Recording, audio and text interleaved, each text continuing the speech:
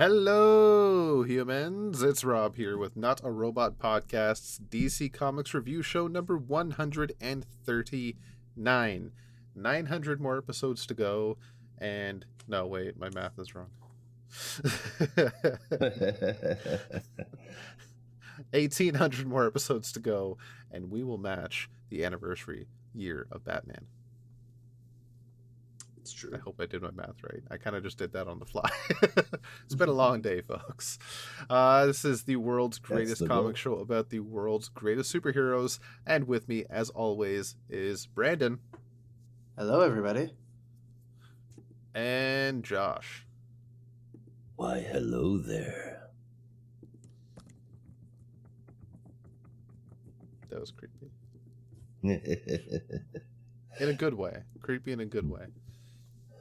So if you ever want to get in touch with us, you can send us an email to comics@notarobotpodcast.com and get us on Twitter at notarobotcomics and Instagram at narcomicbooks. And if you feel like supporting us, visit buymeacoffee.com/NAR podcasts, where we also have access to our Discord server, where we're always talking with each other and other fans about all things geek, like comic books. No, we talked about comic books this week. I don't remember Also true. what comic books. I think we talked about a few different comic books this week. A lot of different comic books. I think we were talking about a comic book that we will be talking about soon later. Yeah, we are avidly not talking about it. Yeah. Yes. That shocking panel in Nightwing that's been making the rounds online and people asking what the fuck. What's going on? So as for those books, today we are looking at Wonder Woman number 797, Batman Superman World's Finest number 13, Catwoman number 53, GCPD The Blue Wall number 6, final issue, Nightwing number 102, The Flash number 795, and Superman number 2, as well as a whole host of honorable mentions. But before we get into that, as is the case, let's get into the news. What you guys got going on, if anything? Not a whole lot on the personal front. I got a few things real quick from the comic book world, or comic book related anyway.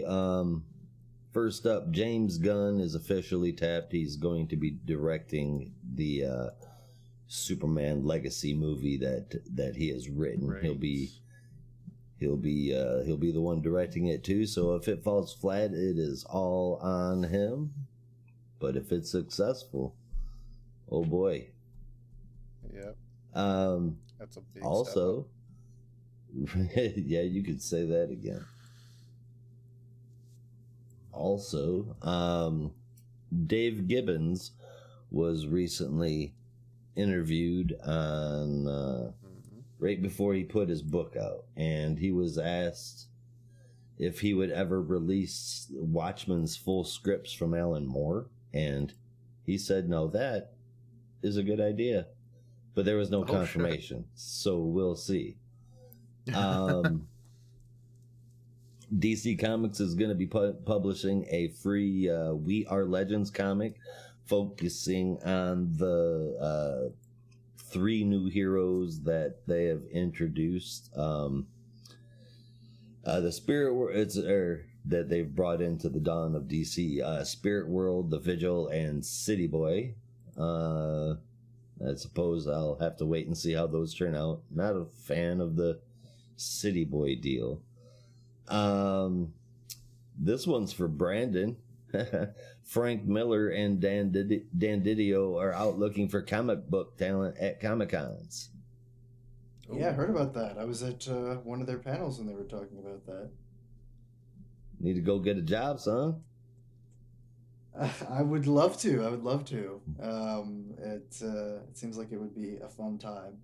I got the impression at the Frank Miller Presents panel that they had at New York Comic Con that Dan would be a very fun person to work for. Well, you're not getting into arguments with him, but he's got a level of charisma that I think would be pretty fun, actually. Well, yeah, I remember hearing him talk at a panel years ago at Fan Expo. He was a joy to listen to and he's to like have really. I present. mean, Yeah, he got a lot of shit over the years, and some of it was warranted, but he is very entertaining. Like he yeah. knows how to keep a crowd going.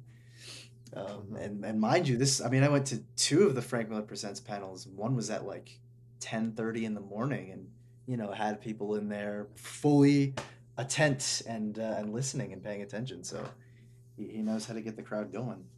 I'll give him that. Right on. Yeah. And then finally, this is just, it seems a little weird to me. I don't know about how you guys feel about it, but The Flash got a PG-13 rating, and not because of violence, but apparently because there's partial nudity in it. That's probably a butt cheek or something. Still I weird don't for a imagine. superhero movie, right? Yeah, it is kind of weird. If this is a whole, like, honestly though, if this is a whole Batman damned Bat Dong fiasco again, I can't deal with that anymore. I can't deal with people freaking out over Bat Dong. It's Bat Dong. Yeah. it's too much. I love that word. Bat Dong. Bat Dong. I am vengeance. Oh no, that's scary. And then honestly, the last anything thing, else though. the last thing that I wanted to mention is the promo art for the Harley series coming up. It has me really super excited, man. Sweeney Boo's art is Yeah. looking awesome. It looks really Yeah, I good. got to read it for myself a couple hours ago. It's a Yeah, fun ride. you shut up. Yeah. You shut up.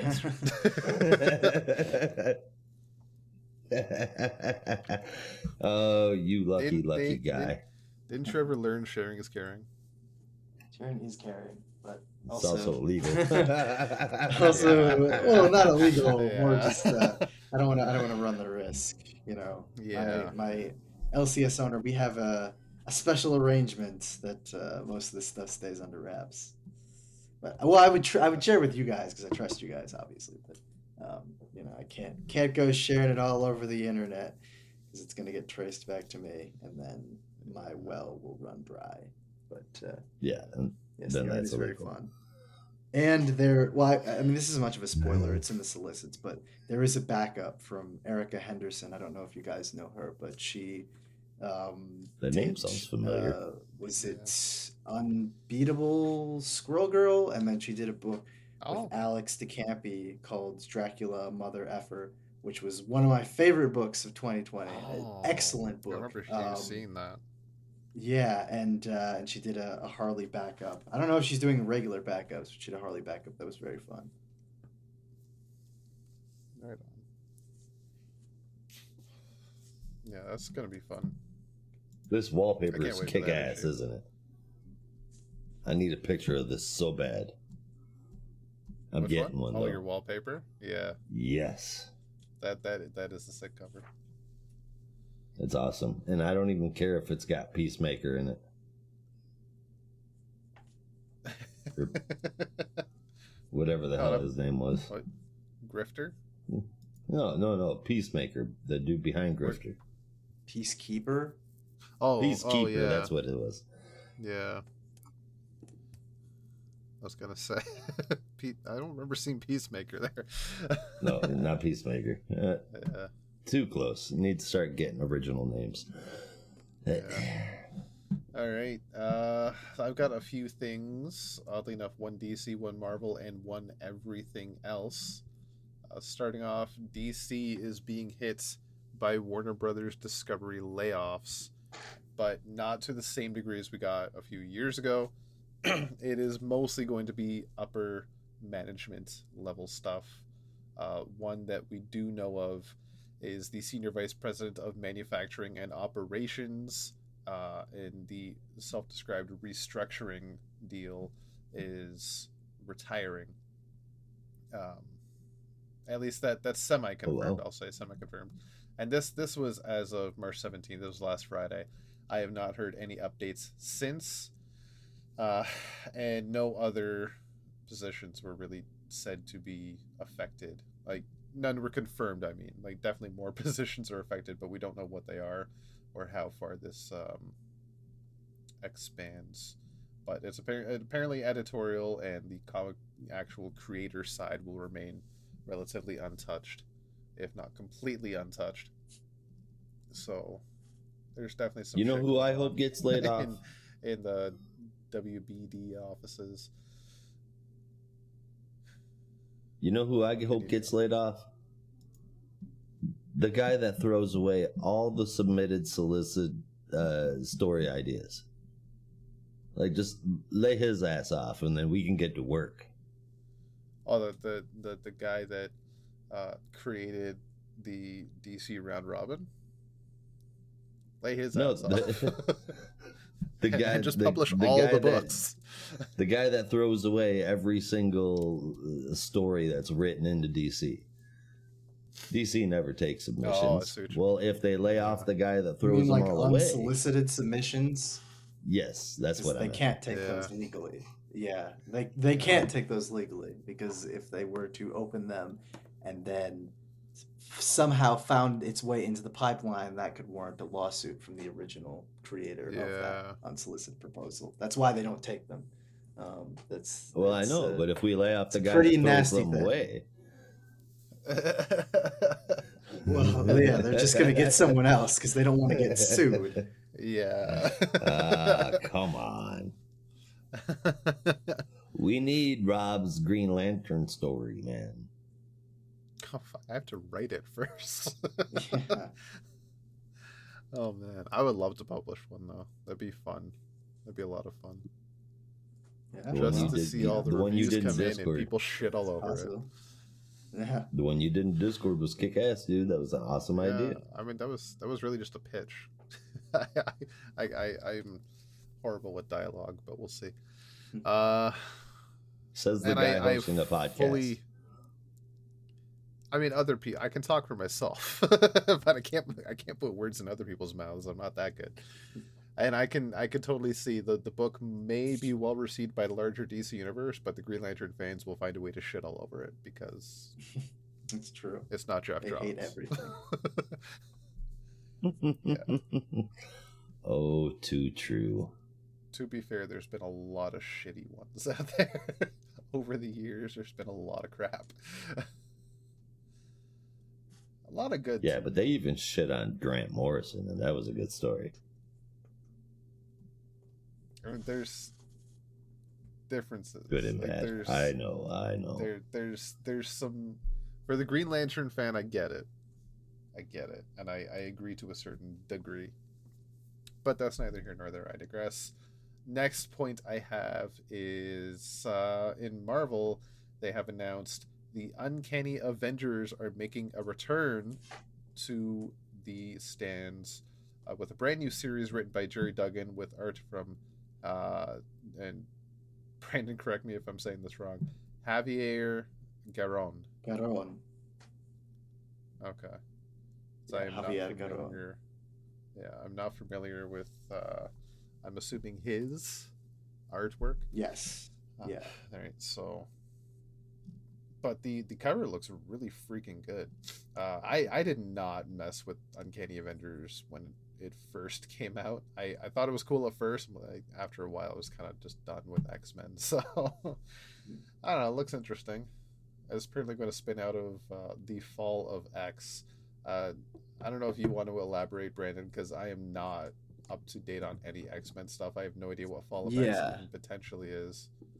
Well, the original Uncanny Avengers, for me at least, was, I don't know how well you guys know math. I'm by no means an expert, but I always equated it to a bell curve where it had kind of a slow start and then it peaked right in the middle, had a really strong middle, and then just completely tanked when it went into sixes. And then they had like a couple of iterations of the Uncanny Avengers, and then it just kind of walked to its death. But now I think they're doing it with the Fall of X stuff, which, to be honest, I'm not really sure what that entirely entails. They're being kind of cryptic with it, whether or not it's, bringing about the end of Krakoa or transitioning Krakoa into yet another new stage. It's not really clear, but that seems to be the case, that after everything with Judgment Day and with the Hellfire Gala, the third one that's coming up in a couple of months, they're doing the new Uncanny Avengers, where they'll have some old favorites returning, as well as some of the newer mutants as well. So yeah, I think that's Right on. pretty much most of the context you need. Fair enough. I will say one thing I find very interesting about this era of X-Men is this annual Hellfire Gala that actually keeps happening annually. I think that's Yeah, no, really they've cool been that very they consistent with they it. keep that going. Yeah. Yeah. Yeah, I thought it was going to be a just for one-time that thing. alone, I want to get caught up. Yeah, no, I thought it was just a one-time thing, but no, they've been doing it since 2021 and have been consistent with it. So who knows how many they'll keep doing, but yeah, it's been fun. Yeah. Yeah, it's pretty cool. What the And- hell is Tiger Division? If we're gonna bring on Marvel, I gotta ask that question. Oh, wait, is that? Hang on. That sounds really. Just let me look it up, so I know what you're talking about. I saw a cover at the LCS locally here. Okay, never With mind. That's Doctor not what I Doom was in the thinking. background, and looks like 3 new characters in the front. No, the cover of Tiger Division I'm looking at, I don't see Doctor Doom. For number 5. Number 1. But in any case, what is Tiger Division? That's not the coolest name ever, for sure. I'm not entirely sure, but it almost looks like a Sentai-esque hero team in a way. Fun times. All right, I was just curious. I saw it on the rack, and I thought I'd ask somebody. Brandon, do you know anything about Tiger Division? Yeah, I vaguely remember it was like sort of a collection of, I think, South Korean heroes that they were trying to highlight. I don't really know what the purpose was, but I know one of the characters, White Fox, was like the sort of new premier South Korean character that they were trying to promote. So seems interesting. I Okay. didn't read it though. When did this come? Oh, 20. Oh, no, it's like new. Fair enough. Brand new. Right on. Yeah, fair enough. Yeah, it looks interesting. Mhm.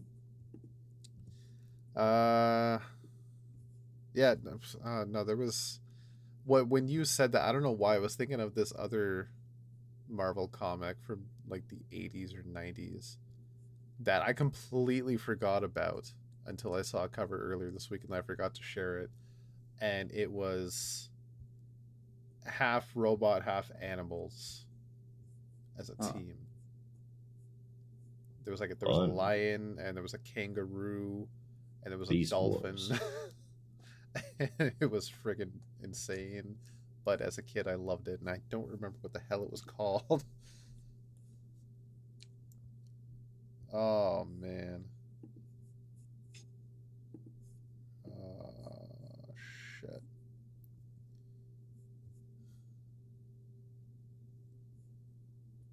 Please help me, Google. Google is no help for you. Oh, wait. Brute Force. That's what it was called, Brute Force. Oh, fun. You guys That's- know that's anything such about a- this? Nope. Never heard of it. It's insane. I'm gonna share it on Discord, the cover of the first issue. I went to the comics chat, but that's okay.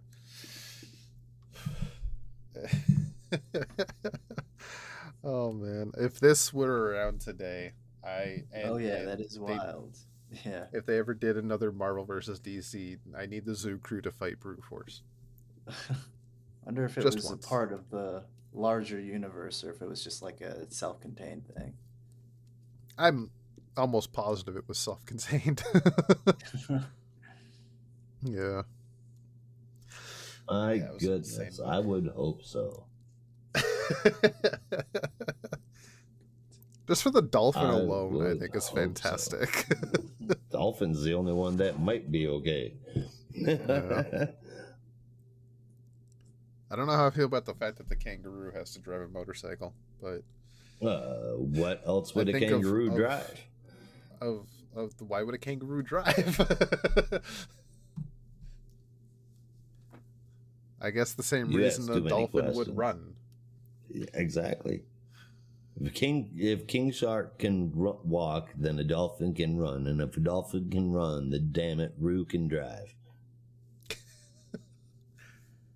Oh goodness, I want to revisit this book. I want to reread that. I haven't read that since I was like 5. Oh yeah. God, that was fun.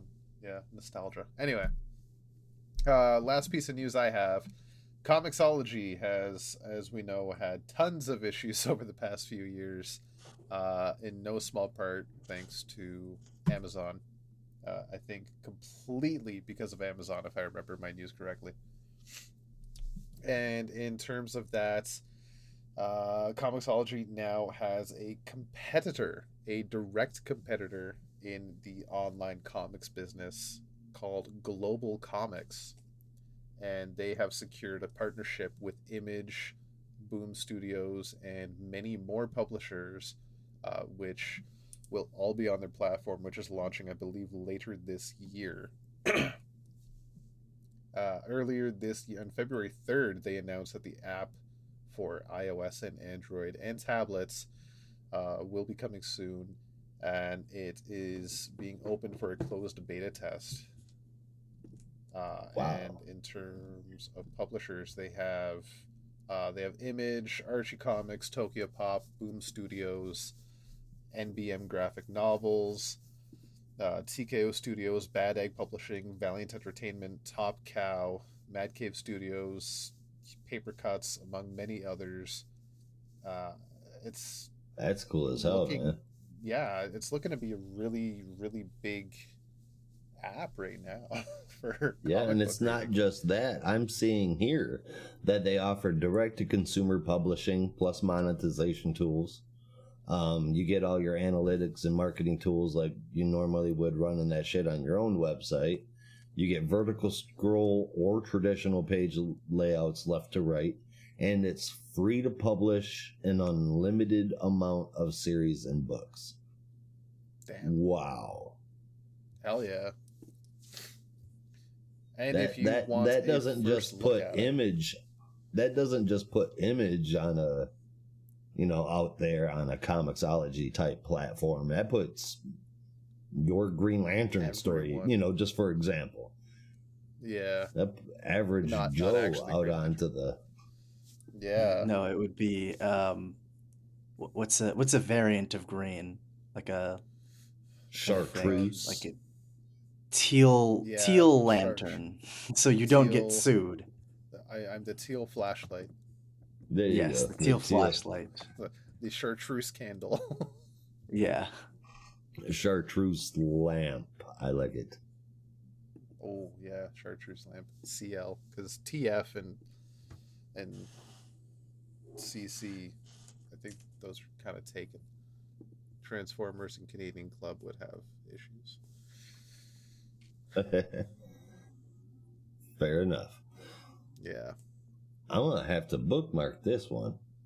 yeah, looking good. And if you want a first look at it, it will have a live demonstration at C2E2, coming later this month, actually. March 31st, April 2nd is C2E2.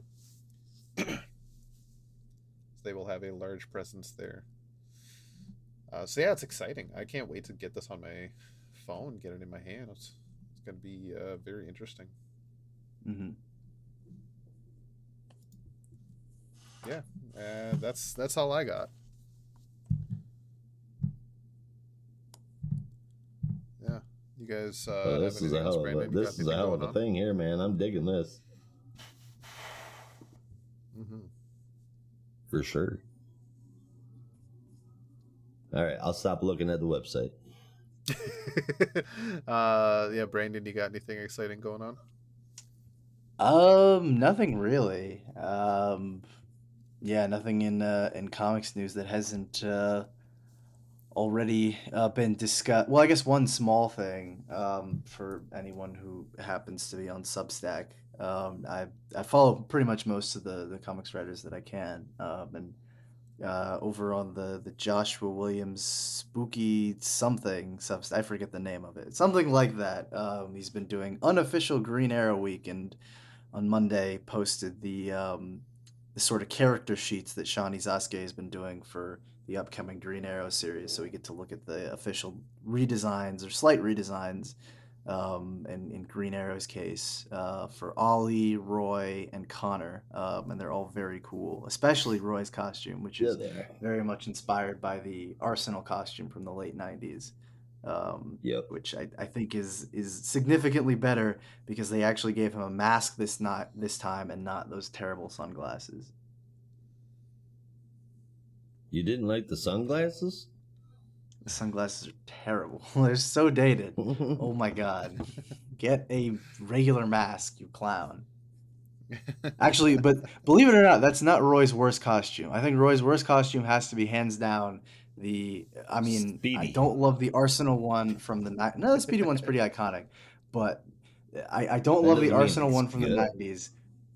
I think it's probably one of the better ones he's had. But because Roy's had a history of some pretty terrible costumes and some good ones too. But I think the worst one, hands down, has to go to, despite how terrible the 90s Arsenal costume is, I think it has to go to the 2003 Outsiders, purely based on the fact that they gave Roy a soul patch and it looks so bad it makes me want to throw up.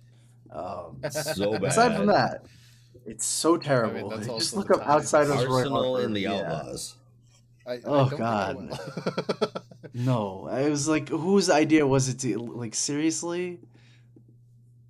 He looks like what's his face from Limp Bizkit. Oh, Fred If Durst. anyone from Come Limp on now, Bizkit. he did not look terrible. like Fred Arsenal. Durst. It's so That's bad. All he's missing is a backwards hat, which is funny because he would get a backwards hat in about 8 years. But yeah, it's pretty bad. Yeah. I was trying to see if I can find it. If you just look up Outsiders Roy Harper, you'll see it's not great. Yeah, It has like He's that so jacket Outsiders too. Roy It's just Harper it's like is bad. Wait. Okay. Outlaw. it's Oh, overkill. wait. Judd Winnick Yeah. and Tom Derenick. I see the soul patch, but the costume I'm seeing here on some covers is not. He doesn't have a jacket or anything. It's not horrible, but the soul patch. Is No, I hate it purely off the look fact like that he Fred has the Durst. soul patch. Yeah, it's so bad. The costume itself is not Outsiders terrible. too. It's more just the costume as it looks on Roy in this particular period is so terrible. Yeah. I Now, as wanna- far I as wanna Arsenal's excise it from costumes go, existence. Oh, I see the jacket. Yeah, that's a weird, Yeah. one weird choice. of my Yeah. favorites is from Red Hood and the Outlaws. That was a really cool costume. Yeah, it's not a bad one. I do wish they'd do away with the baseball cap, but Yeah, it's a weird choice. You know. it's always a weird choice. He looks like a teenager. It's Well, I you mean, know, there's think people who wear baseball caps with business suits. I mean, they weird shouldn't. things have Is my happened. point. My point is that they shouldn't do that either. But Don't do If that. we're talking best costumes, it's this one. Yes, the yeah. Red Arrow one Yeah, is the pretty Red iconic. Arrow. Wow, that Connor Hawk design is styling. Yeah, no, it's great. Yes, sir. It sure is. Damn, that And Arsenal if one is you sick, too. listeners were a part of our Discord, you'd be able to see the pictures we're looking at. I'm hoping that So I was also with this costume redesign, they'll do a reprint of the Arsenal series from the 90s. That's like a 4-issue series from Devin Grayson and Rick Mays, I think. And it's actually really fun. It's also very hard to find, but with this costume taking inspiration from that, I'm hoping we can get a reprint. What was it you just asked a reprint for? I said I'm hoping with this redesign based on the late 90s costume, we can get a reprint of the Arsenal series from the late 90s from Devin Grayson and Rick Mays, which is actually a lot more fun than you would expect. But also Roy's just a great character. I think Roy is like over the past couple years or so, Roy has been creeping his way into my heart and becoming my second favorite Titan. Like Nightwing is unbeatable. He's on like an infinitely high pedestal. But I gotta say, I've developed a real soft spot for old Roy. What can I Uh, say? I love the underdog.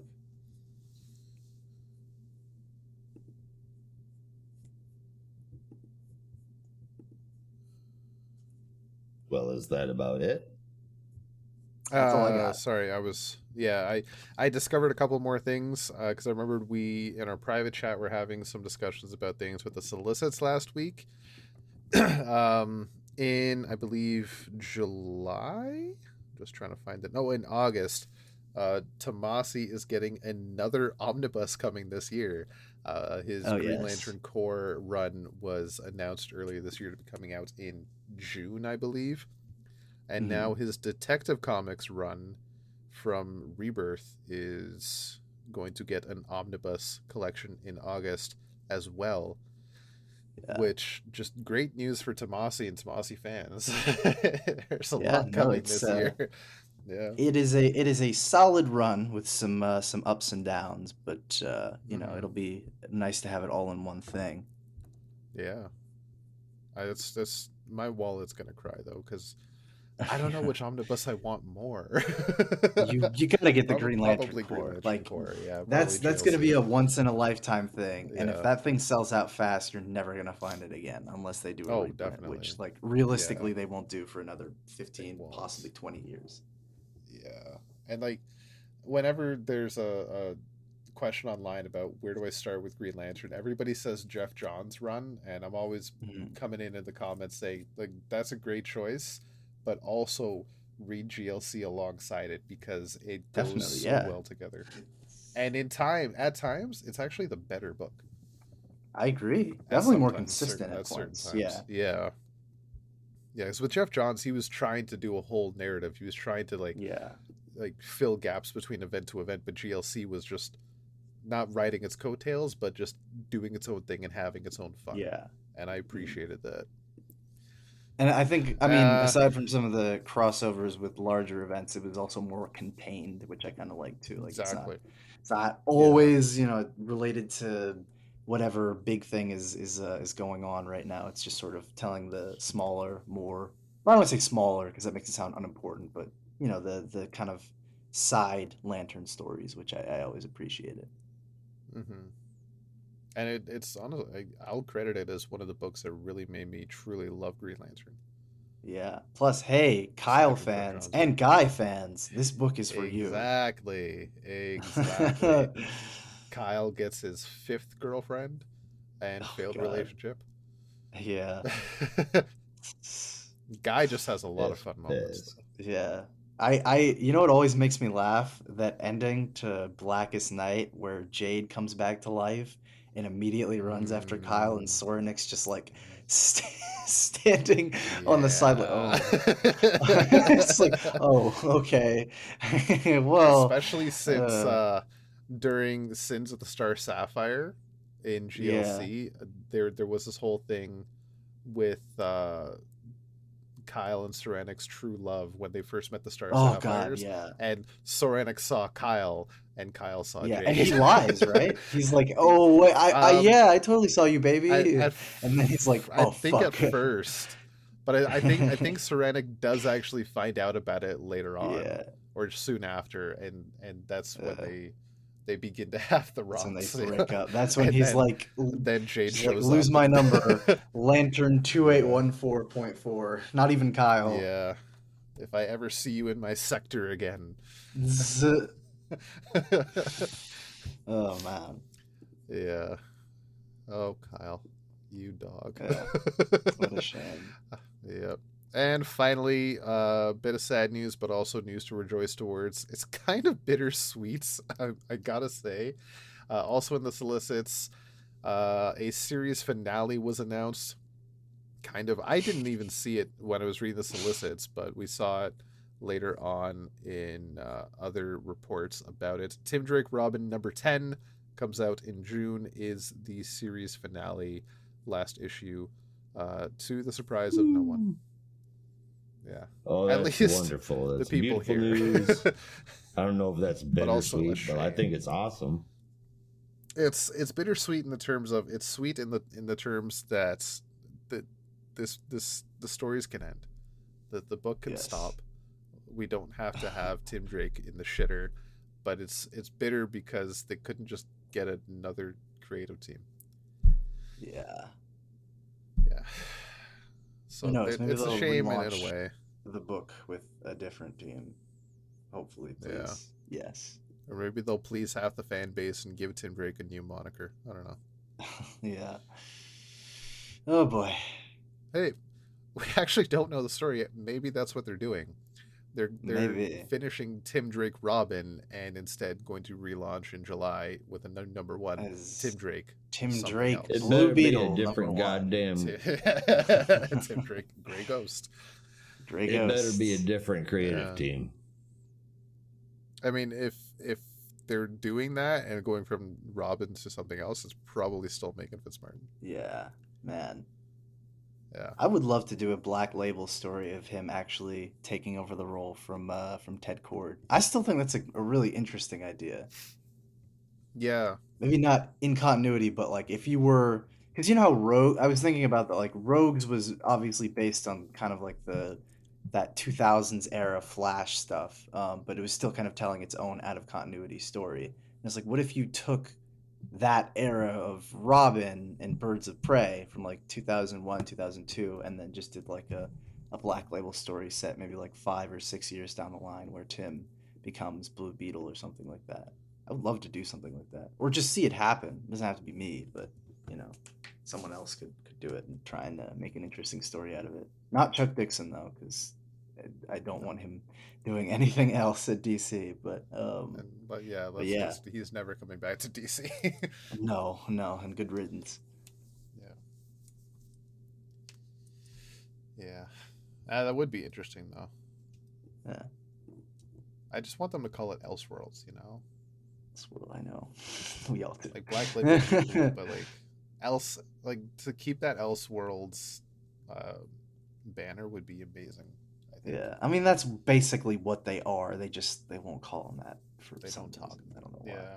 Yeah. Yeah. That's weird. Longtime DC fans will always call them Elseworlds. That's how we are. Yeah. Yep. Elseworlds is Yeah, anything speaking that of isn't main Elseworlds. continuity. Like it's right there. Let me pull Yeah. up my camera so I can see what the hell I'm showing you. Exactly. There's the logo, Elseworlds. Bring this back.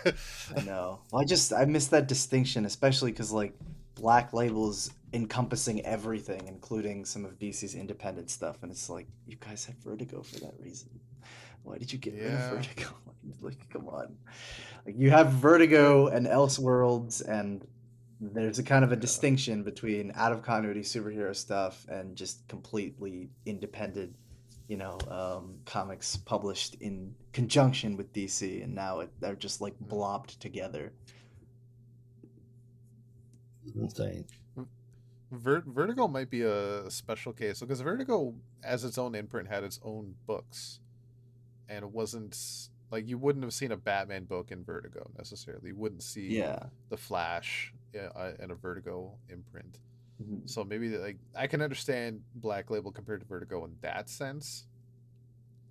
But with I'm thinking for Elseworlds, like the Hill House books, or yeah, Nice House on the Lake, stuff like that. Like those feel like books that had they been definitely published in Vertigo. 2012, they would have been Vertigo books. Mm-hmm. Oh, for sure. But I'm also curious about the if they even keep record of that still, the sales numbers between Vertigo imprints, the number of times they That's tried true. Vertigo imprints versus how they're Yeah. selling Black Label. Right? They tested the Hard to waters say. with Batman Damned and then other stuff. And then okay, we know that Black Label's a big seller, so let's try that. Yeah. Well, I know for But- the books that they do at like I forget the I almost said aspect ratio, like it's a book for the for the dimension, for like the books with the big Yeah. dimensions, like those oversized books. Prestige I format, think I those, think it is. yeah, Prestige well, format. they're published in prestige format, but they have like the larger one, like the question series and Yeah, the Aquaman wider, and all that stuff. Yeah, the widescreen issue. yeah, and I think those sell a little 125th. better, because those are really more targeted for like art fans, which obviously comic Yeah. fans are buying for art. That's a big factor of it too. But I Yeah. mean, I can't speak for every store in America, Sure. but I think from Comic what I've fans with heard, money. it seems like it sounds like those usually do a little bit better. Yeah, that's true. But yeah, no, those bigger ones, because they just they blow up the art and they just look absolutely gorgeous. I feel like a sucker every time I get one. I'm like, do I really need this? Probably not, but like, I can't help it. It just looks too good. That's the only reason I bought Tom Taylor's Hellblazer book, to see Derek Robertson's art at that size. Yeah. The art was interesting in that one. Yeah. Yeah, that's one way to put it. But books like I don't know, is Deceased Black Label? I don't think so. Like books like Deceased or like Or Jurassic Robin and League. Batman. Yeah, like that could totally be like, it's not Black Label, of course. It's just main imprint, but they could still have the Elseworlds logo on that, and it wouldn't cost them anything. It wouldn't affect anybody, but it would make some long-term fans a little happier. Yeah, I think. Just to have that one little logo in the corner. I don't know why there's if a it's not main hesitancy towards that continuity, word, but yeah. Yeah, if it's not main It seems like they're continuity just, and it's not kinda mature shy. rated, then it should be Elseworlds. Yeah. Mhm. But fuck, I'm thinking about it now. Like that's going to be like 60% of their monthly releases at this point. I don't know. This year with Dawn of DC, they're kind of turning that around. There's a lot more main continuity releases, thankfully. The last couple of years have been difficult. Anyway, with that being said, we've been going a while with the news segments. Maybe it's time we bump on over to some books. What do you guys think? Sounds good. Yeah. All right. Josh, you want to give us the mentions? Yeah, sure do. Batman One Bad Day, Ra's al Ghul. This wraps up the One Bad Day series, and it does a pretty good job of doing it. I enjoyed this issue. War of the Undead Gods. I did not get a chance to read that one, and that's because I went back and read Swamp Thing Green Hell #3 a second time. That shit is awesome. If you're not reading Green Hell, then you definitely should be. Black Adam continues to be good, as does Fables. That's #9 and #158 respectively. Harley Quinn, the animated series Legion of Bats. That is so fun to read, and I love it. It's great. And DC's Legion of Bloom. So it's not bad. It's an anthology. Most of the art is pretty good in it, except for, and I don't mean to, I'm not trying to shit on the guy because I don't recognize him from anywhere else, but his art style reminds me of Mike Judge for drawing Beavis and Butthead, Hayden Sherman.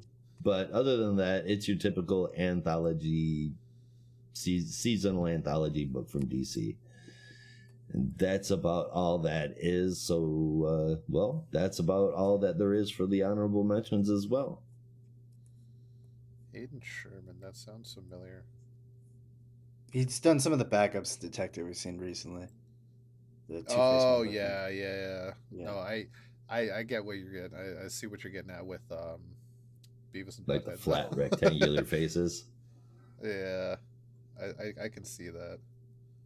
Not horrible though, like really, really well done. But yeah, I didn't hate it, but it was just like, oh my god. Yeah. I feel like I'm gonna hear somebody yell, "Late Titty Gaga." I am Cornholio. Exactly. Yeah.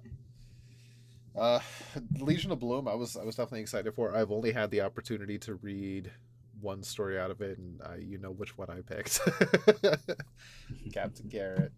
That's a Of fun one. course. Yeah. Though issues like that, though, I gotta say one thing I have an issue with is when they have the cover. I understand the Legion of Bloom. They want to pick as many plant-based characters as possible, but not even half of the group on the cover is actually in the issue, which I felt was slightly annoying and also a little odd because you expect to see all these people and you get like three of them. You can't trust you just cannot trust a cover. No. I'll say it forever and ever. You cannot trust a cover. Just because something's on the cover doesn't mean it's going to be inside the book. Exactly. Which is a damn shame. Sometimes artwork is just badass, but other times the cover gives you a spoiler, and you wonder why the fuck they picked that. Yeah, covers Exactly. are interesting. Yeah, Oh, they say don't also judge a book by its cover, but that's some miles- bullshit, I think. I forgot Oh, the yeah. Milestone 30th anniversary issue came out, and that was a fun look through. Yes. It's a hell of a heavy look through. I did not read Yeah. everything, but I've read some and flipped through the rest, and that was pretty sick. Yeah, I took a flip through it as well, and it's a Batman Beyond and Static story, Mm-hmm. which looks really cool. For fans of the old Batman Agreed. Beyond cartoon, that's a bit of a throwback to. Was it in Batman Beyond, or was it just Justice League Unlimited? I guess. It was in Static and Justice League, or Justice League Unlimited. I forget exactly, but yeah. Yeah. Wait, did he in the Static cartoon? Did he go? Like, did he meet Terry McGinnis, or did he just like? Yeah, partner no, up he with meets Batman? Terry McGinnis and then briefly meets his future self. Oh, And okay. then they kind of Right, follow and then up we on see that them later again in Justice League. in Yeah. JLU, yeah, right on. Which again, great episode. Oh yeah. Yeah, the Bruce little Wayne, bit that I Batman, read out Batman, of this Bruce book Wayne. so Where far have was you been? pretty darn good. And the art was pretty good too. Sorry, Rob, I didn't know you were talking. No, I was just quoting one of my favorite lines from that episode of Justice League Unlimited. Terry introducing Bruce Wayne and Batman, and they both tell him to shut up. Yeah. Yeah. What did they used to call it? Stereo? Anyway, we're getting into our quick bites section for the week, starting off with Wonder Woman number 797, and Josh is going to tell us about that. I will. I'll try to do it as quickly as possible. There's a little bit that happens in this book. Written by Becky Cloonan and Michael W. Conrad. Art from Amanke Nwalpin. Colors Tamra Bonvillain. Letters Pat Brazeau. And a cover from Yannick Paquette and David McKeag. So before, just to catch you up, Diana had decided to join the side of the gods to ensure the survival of the Amazons.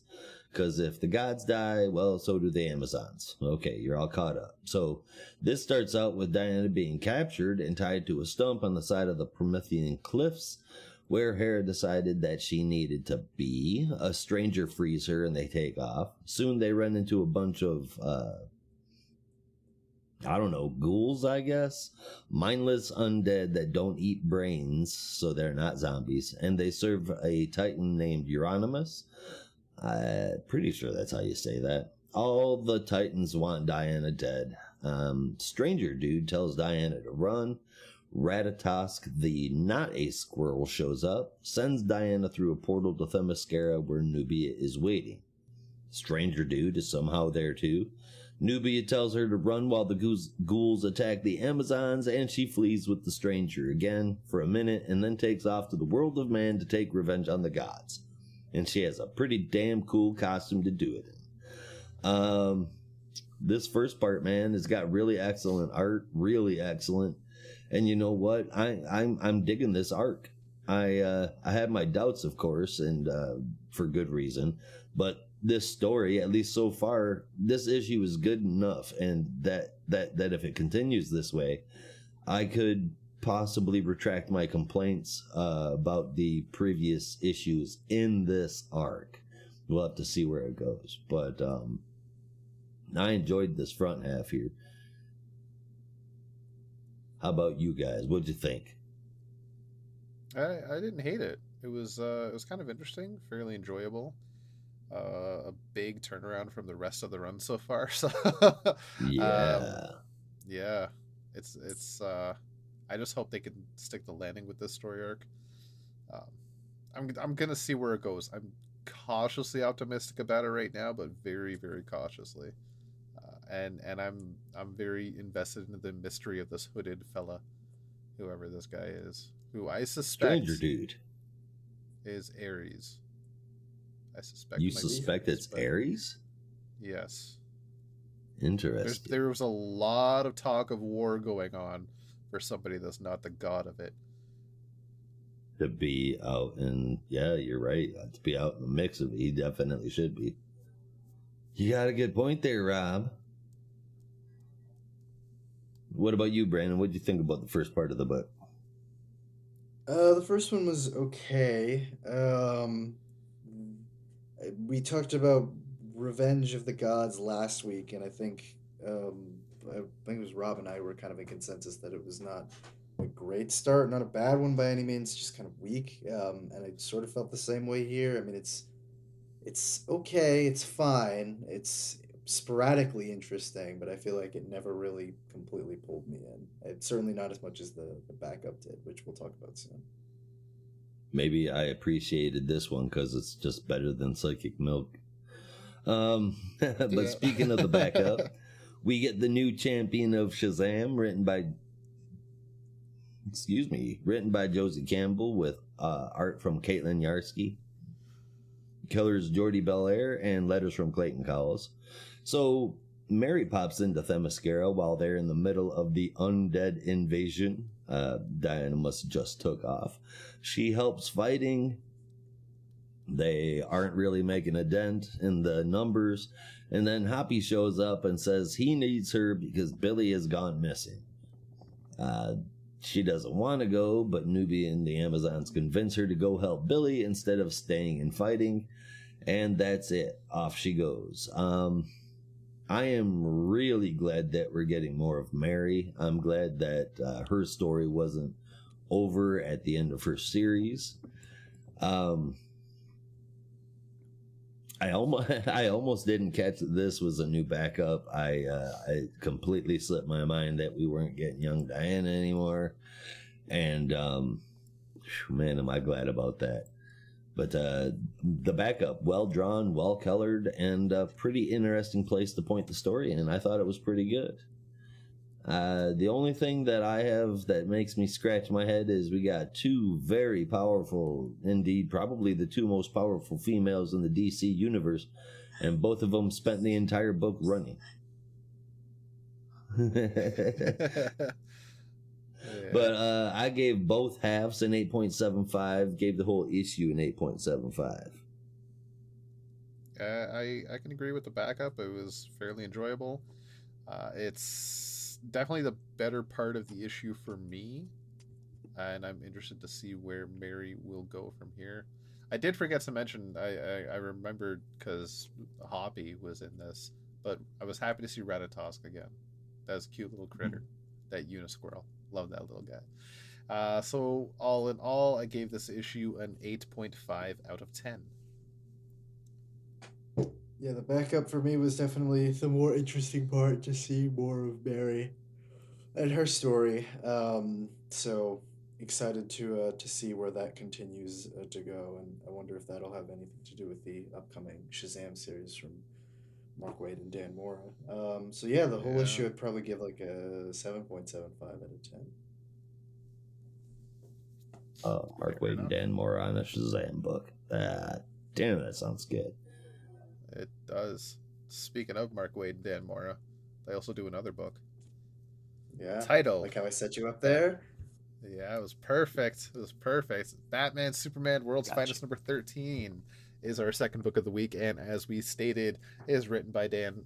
I was going to say written by Dan Mora. Written by Mark Waid and drawn by Dan Mora, not the other way around. with colors from What Tamer would an Bonvillain. issue look and- like if it was the other way around? I don't even know if Mark Waid can draw. Yeah, I don't know if I've ever seen artwork by Mark Waid. It'd Yeah. be very, very deep storytelling with stick figures. I don't know. Awesome. And the letters are by Steve Wands. So Simon Stagg is dead. The fuck, man? How? This is in the past. He was alive 2 years ago. What happened?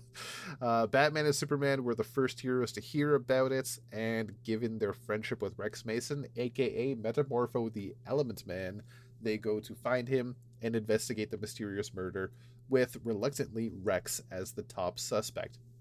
At least according to Bats, Soups is not convinced.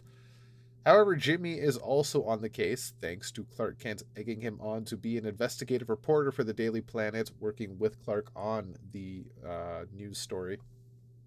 And the evidence he's found while writing his report has led to one name: Bruce Wayne, Who's that? who ends up being arrested for the murder of Simon Stagg.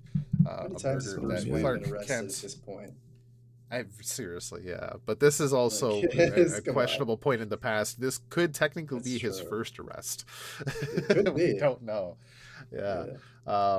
It's an arrest that Clark is adamant that there's no possible way Bruce could have done this, but he cannot actually say how he knows this, so they run the story anyway. Honestly, great issue. Feels very classic, as has the whole series so far. That little bit at the beginning with Batgirl, I know I didn't mention it, but Batgirl and Supergirl just debriefing with the boys over how Batmite and Mr. Mxyzptlk pretended to be Batgirl and Supergirl, and neither Batman nor Superman could tell the difference, and them berating them for it. I want to see that issue. Yeah, that's a cool wanna sounding see story. that But issue. it sounds very Silver Age, but also having those mini type adventures just pop up, like we see the tail end of it at the beginning of the issue. I love that idea. We don't necessarily have to see it to know the whole story and know how it played out, you know? Because especially if you read enough Silver Age stuff, it's you just know how it plays out, and you're just like, yeah, this I'm fits also perfectly with the era.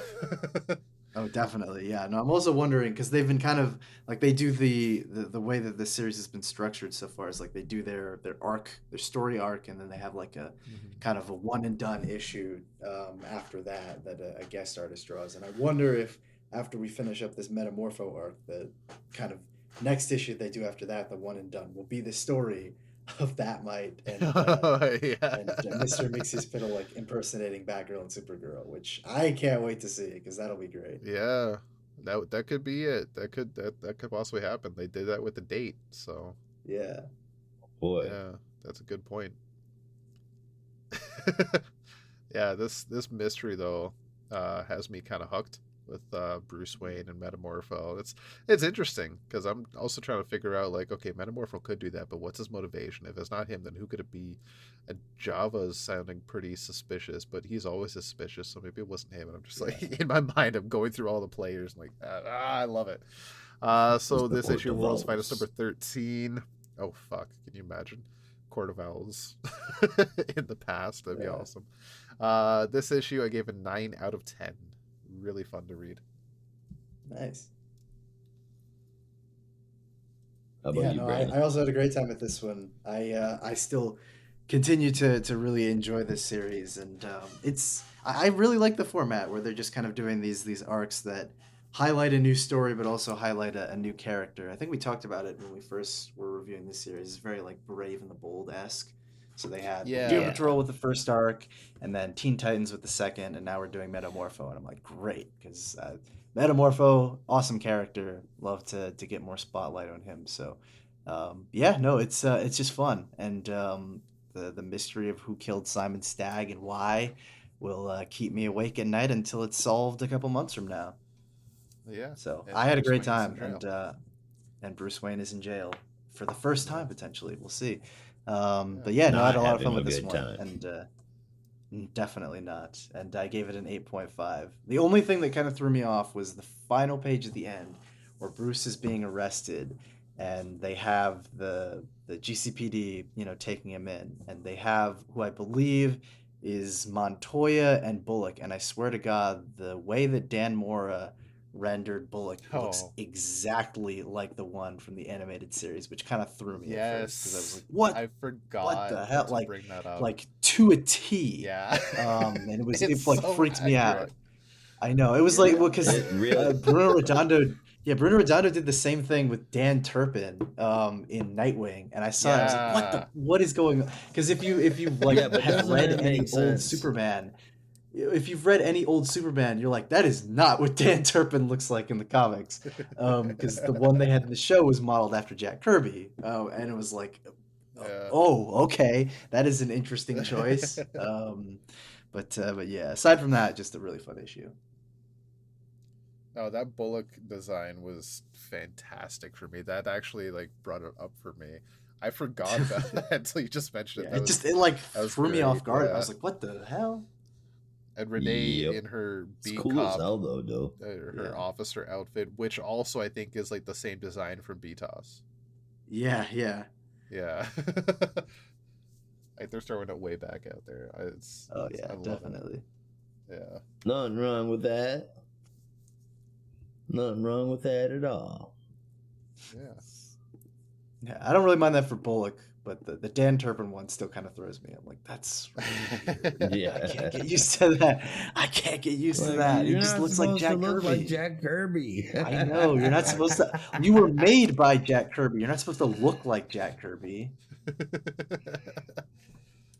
Yeah. And to further your point about how the story arcs have been like highlighting different characters in the world too, that's also like a great point that I didn't really realize they'd done that for every arc so far. Is with it's sure it's Batman, Superman, but it's also World's Finest, and the World's Finest will go to any crime scene and help out. Like they're friends with the entire hero community, Oh, so for it That's makes sure. true. perfect sense. Yeah, that they'll have like numerous team ups. It's a great Yeah. idea they have going on here. They even mention in the issue, they're like, yeah, we're old friends with Metamorpho, which was kind of Yeah, nice to see. Like they would be. yeah, that's awesome to see. Josh, did you give your review? I did not. I didn't hear Brandon give a score though. Oh, I said 8.5. Oh, 8.5. Well, I've got the exact same one. I think this is I think it's a great World's Finest story, a detective story that Superman can't help wrap up in a flash. And I thought the recap of Metamorpho's origin was cool, even if it was new. I didn't know it or remember it. So, the story part of the book was great, and of course, Dan Mora is just a legend among men and outstanding as always. I gave it an 8.5. Wonderful work. Right on. Solid issue all around. And our last book in Indeed. the spotlight section for the week is Catwoman number 53, brought to us by Brandon. My pleasure. This is, as Rob said, Catwoman number 53, written by Tini Howard, with art from Nico Leone, colors from Veronica Gandini, and letters from Lucas Gattoni. This sort of is split into two parts, as has been the case with the last couple issues, as we focus on Aiko Hasegawa's pursuits as Catwoman and Selina's pursuits in prison. Particularly in this issue, Selina realizes that it is time to bust out of prison. She has been having her little vacation / penance for too long and decides to put her and her new friends / mentees / gang, however you want to call them, to use in trying to get ready for a breakout. They're not quite ready just yet. Aiko Hasegawa, on the other hand, is just continuing to crack down on the rest of Gotham's gangs, with Tomcat along for the ride, and as she continues to do so, has a little run in with the Queen of Hearts, who are trying to stop Catwoman's pursuit for cleaning up the for cleaning up the mob connected areas of Gotham City. But unfortunately, for the Queen of Hearts, Catwoman, at least Aiko as Catwoman, gets the upper hand on her and sends her ass up the river to the pen, where she has a rather unpleasant meeting with one Selena Kyle, who, upon seeing her, decides that the prison break is going to have to wait. Things have changed. I definitely enjoyed this issue a little bit more than the last one. I've been enjoying the prison arc so far, but I thought the last issue took a little bit of a dip. But I think the focus more on Aiko's pursuits as Catwoman was really nice to just have. But also seeing Selena kind of in the mentor role with some of these some of them are forgotten villains in prison, but some of them are just new characters. But it's nice seeing Selena take on the role of a teacher, and I think she even mentions in the issue that she kind of enjoys that role. And it's like, yeah, it's it makes sense that she would. I mean, we saw her kind of being a mentor to the Strays not so long ago, and Romv's run, and obviously she had kind of the mentor-mentee relationship with Holly, so she's always kind of occupied that role of a teacher. So it's nice to see that continue. But yeah, no, just a solid issue, and it'll be interesting to see how their breakout plans have changed, and what kind of drastic action they're gonna have to take now that the Queen of Hearts is in prison with them. So this one got an 8 out of 10 for me. Yeah, Hell yeah, solid man. issue, honestly. Another great one with great art, I felt, and moving the story along nicely. It's having both sides of Catwoman between Aiko and Selena simultaneously having their own stories. I think is a fantastic way to go about it. And I agree, like seeing Selena in that mentor role with like everybody she comes across, especially with this group of characters in prison. It's a fantastic role for her. It's really good to see. 8.75 out of 10. Yeah, I think it was a really really quick read, but a really really good one. I think it looked great too. Selena's little army is now official. She's lost the defeatist attitude.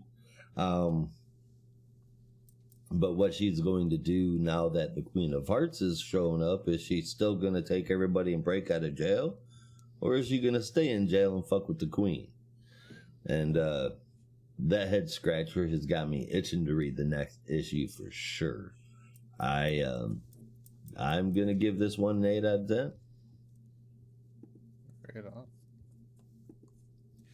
And with that, that is our not spotlight, that's our quick bite section for the week. And now we are getting into our spotlight section of the week, shining a light onto a book that usually shines a light on other things, but now we're giving it back to them.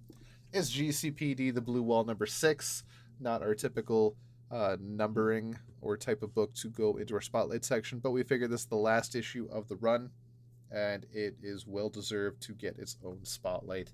So we are giving it just that. This is written by John Ridley with art from Stefano Raffaele, with colors from Brad Anderson, letters from Ariana Maher, and a gorgeous cover from Reiko Murakami. The tale of the rogue GCPD officer is coming to a close, and Renee is not dealing well with everything falling apart around her after her brother and his fiancée being shot and killed by Officer Danny Ortega. She's kind of turned to the bottle and not been great with it, especially with officers all over the place just disobeying orders and trying to run around being scared and being angry, and she doesn't know how to deal with this. She's going through some shit. So she decides to investigate things herself, seeing as answers are coming up unanswered, or no answers are being found, is what I mean to say. She discovers a lead that was potentially missed and finds Ortega herself. And after locating his whereabouts, she goes in alone to talk him down and ends up succeeding. They have a brief back and forth over the going-ons in the departments and all the people that were let down. But she does, as I said, talk him down, and he goes willingly to be arrested. And with that nightmare finally over, Renee and the GCPD begin to pick up the pieces left behind and hope to rebuild it into something better. Uh, wow, I actually forgot to write down my actual notes for this. So, Oh honestly, no. solid run. Great issue. Very, very good 6 issue series. Uh, Mhm. feels like when you're reading it, it feels like you're watching a procedural police drama with just like twists and turns out the ass, like an HBO series. It's fucking fantastic. Um, God, yeah, I could just sing praises about this forever. It looked great. The covers were fantastic. The story was fascinating, and it put Renee through the ringer. I gotta say, put a lot of people through the ringer, especially with their 3 new characters in Sam, Danny, and I forget the other guy's name. But Renee Oh, Eric. seriously just Yeah. Eric. Eric, Thank you. yeah. Um, Yeah. Eric, or sorry, Renee just got put through the ringer with this, and even knowing all the shit she's been through and knowing her history with the GCPD and her time as the question and whatnot, I Mhm. I the one issue I have with this is just how she handled the execution, I'll say, of her brother and his fiance. Like she was clearly distraught by it, but there was never a moment, and I was expecting it, I guess, a moment of her just breaking down. And I guess she had some alcohol, and that really is like a breaking point for her. But there was never, as far as I remember, never a moment of her just like losing her shit and bawling her eyes out and running There away. was Like, I may be misremembering, but I think there was like a brief moment in the fifth issue where she had like a moment where she's like watching the TV and she's like, "Oh, I can't go on, or I can't do it, or something like that. I'll try and yeah, find it if I can." But I think there was one, but it was yeah, yeah, it was very brief. You know, we didn't get to see her process it at length. fair enough. Yeah, like that's. I think that's something I would have liked to see. That's the only thing I could think of that at least for me could have elevated the story a little bit more. Mhm. But there is, it's not necessarily something that I think was also necessary because the story, as I said, was fantastic. 9.5 out of 10 for this issue. I'm gonna give the whole run, and I know we don't typically do this, but the whole run I'll give a 9.75. It's Mhm. well worth it. And already Yeah, these no, new officers are showing up in other books. I think it was Detective Comics recently that Eric was mentioned yeah, it was to be mentioned. brought in. Um, Yeah, yeah, so there will be some continuity, which is always really fun seeing. yeah, Yeah, it reminds me. Well, I'll get into some of the comparisons with Gotham Central, which I think is somewhat warranted, but also not warranted because I think this book approaches it very different. But yeah, it's fun seeing the continuity between this book and other books. Yes, it is. And it is all wrapped up now. What a ride these 6 issues have been, man. It's, like you guys were saying, it's been a hell of a story. I've loved every minute of it. Well, reading it, the story itself is a pretty grim one, but damn, it's good. Stefano Raffaele's art is just fantastic. Really, really good. The exact kind of art that this book needs. I really hope that this gets a sequel somewhere down the line with a different story, different characters. I think that would be cool to see Ridley do something like that. It was such a great book.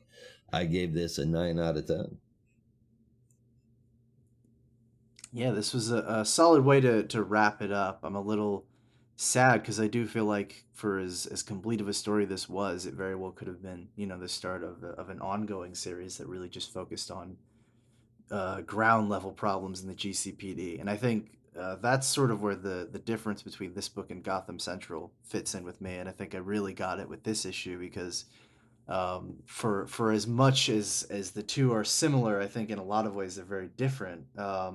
Especially given that you know Gotham Central was really focused on the street level perspective of tackling the crazy villains like a Mad Hatter or Freeze or you know, Two Face or something like that. But this was really just, you know, I mean, a rogue officer and sort of how do you deal with that? And in fact, I think aside from Two Face, we didn't see any of the regular Batman rogues in here. And more importantly, we didn't see Batman in this entire series.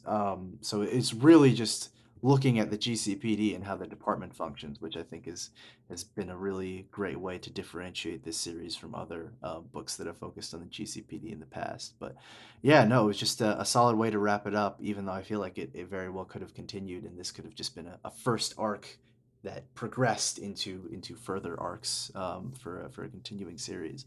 And one final thing, and I thought it was just a really nice callback when Renee at the end is talking to the woman who potentially may be a new love interest for her. She mentions that she was thinking about naming her dog Charlie or Chris. And I'm blanking on the Charlie part. Well, no, actually, I think Charlie it might be referencing Question, Big Sage. But she mentions Yeah. Charlie and Chris. And the way that Chris is spelled, I think, is exactly the way that Chris Allen, her old partner from Gotham Central, is spelled. And I thought that was a really nice callback. So it's like, oh yeah, it's good to see that that's still an important relationship in her life, even though Chris has been dead for a while now. So yeah, No, I really didn't really catch solid that. wrap up. That's a nice. Yeah, touch. yeah, no, it's fun to see. Well, as fun as a horrible death at the hands of your fellow GCPD officer can be. But I digress. That's not the point. The point is this was a solid wrap up, and I would give this an 8.5 out of 10.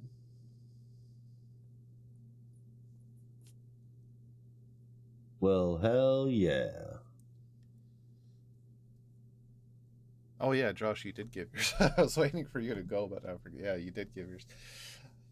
I certainly did. Yeah. Yeah, so GCPD, the Blue Wall. It's a shame to see you go. To quote an amazing movie, you either die a hero or live long enough to see yourself become the villain, I guess. Yeah. That's essentially the message, I guess. Yeah, that's the mantra of this book, and hey, finished early. So what can I say?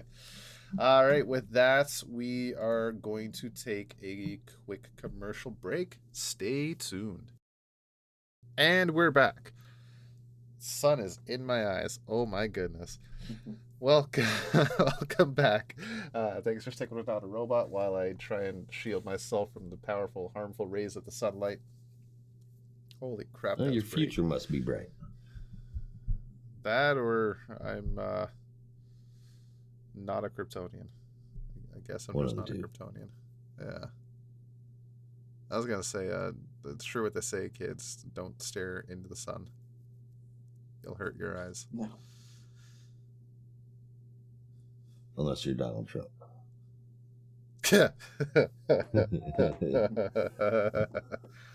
Oh my god, that was so stupid. I couldn't help myself. I'm sorry. Like, the one thing you learn about eclipses is you need to neither not look at them or wear special glasses. This motherfucker uses his hand. That was hilarious. Yeah.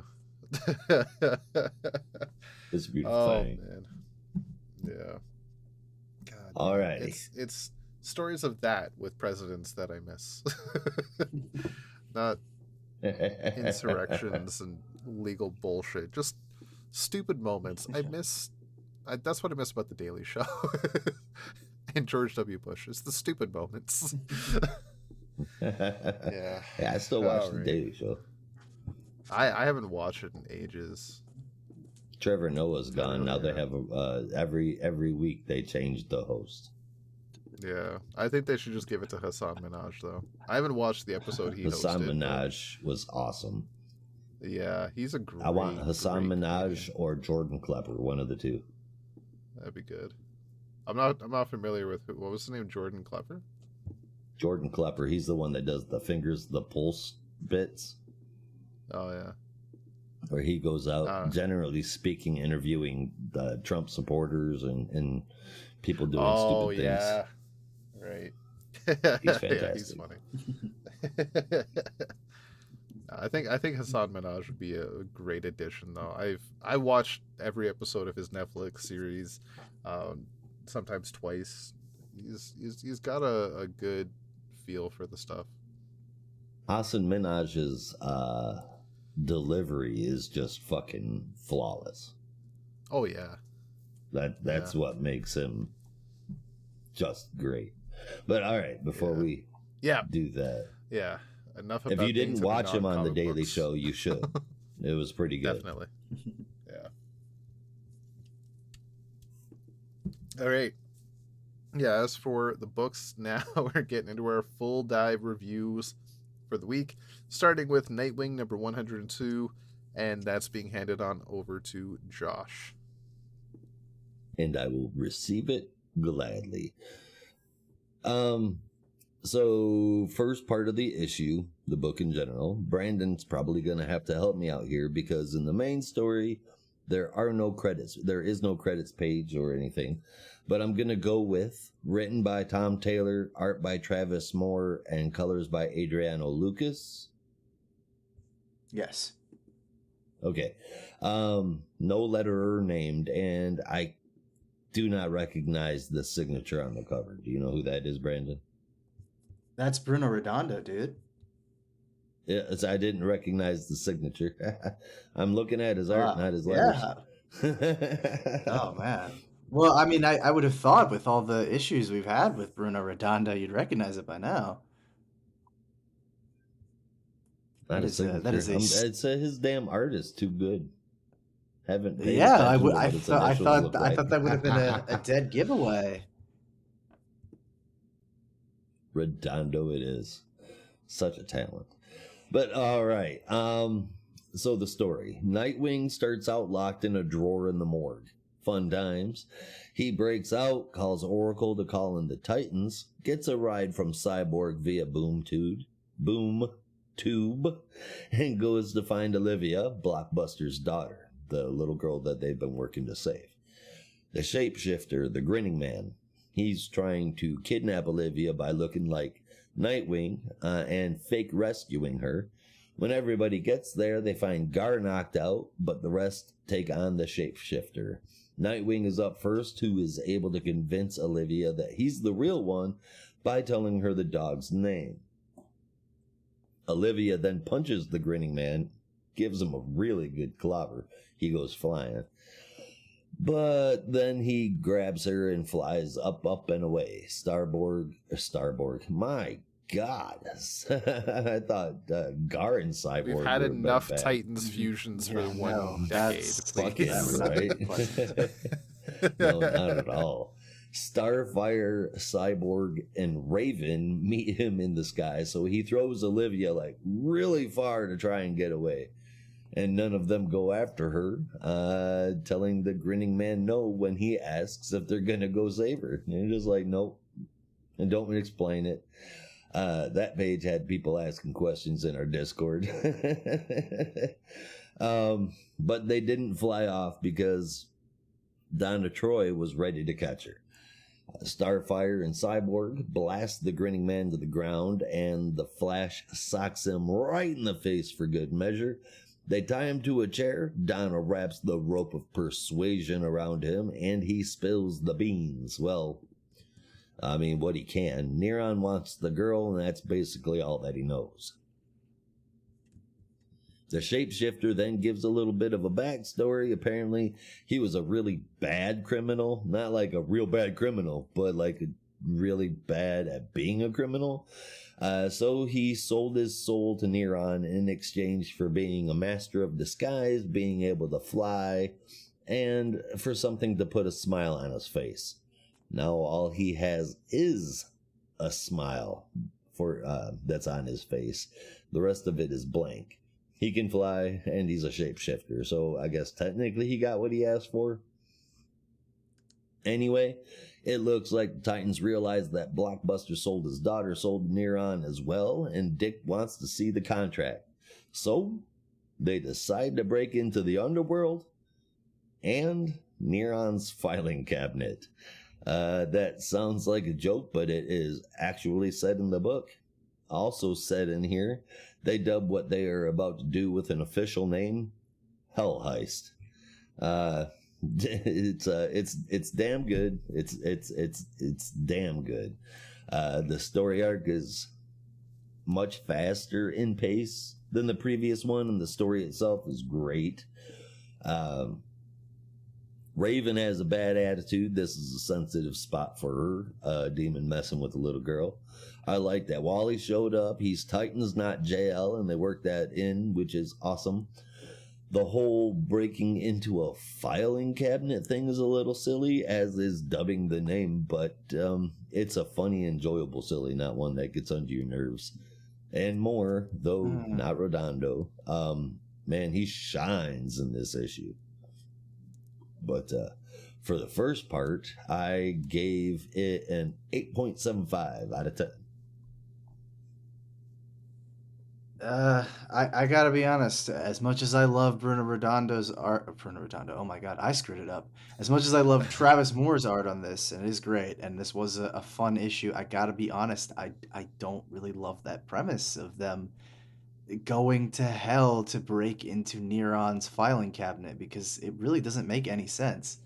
I mean, what exactly are they planning to do? Are they gonna, if there's a hitch in the contract, are they gonna go to Neron and be like, "Hey, you can't do this"? He's just gonna burn the No, they're contract and be gonna like, "Fuck off."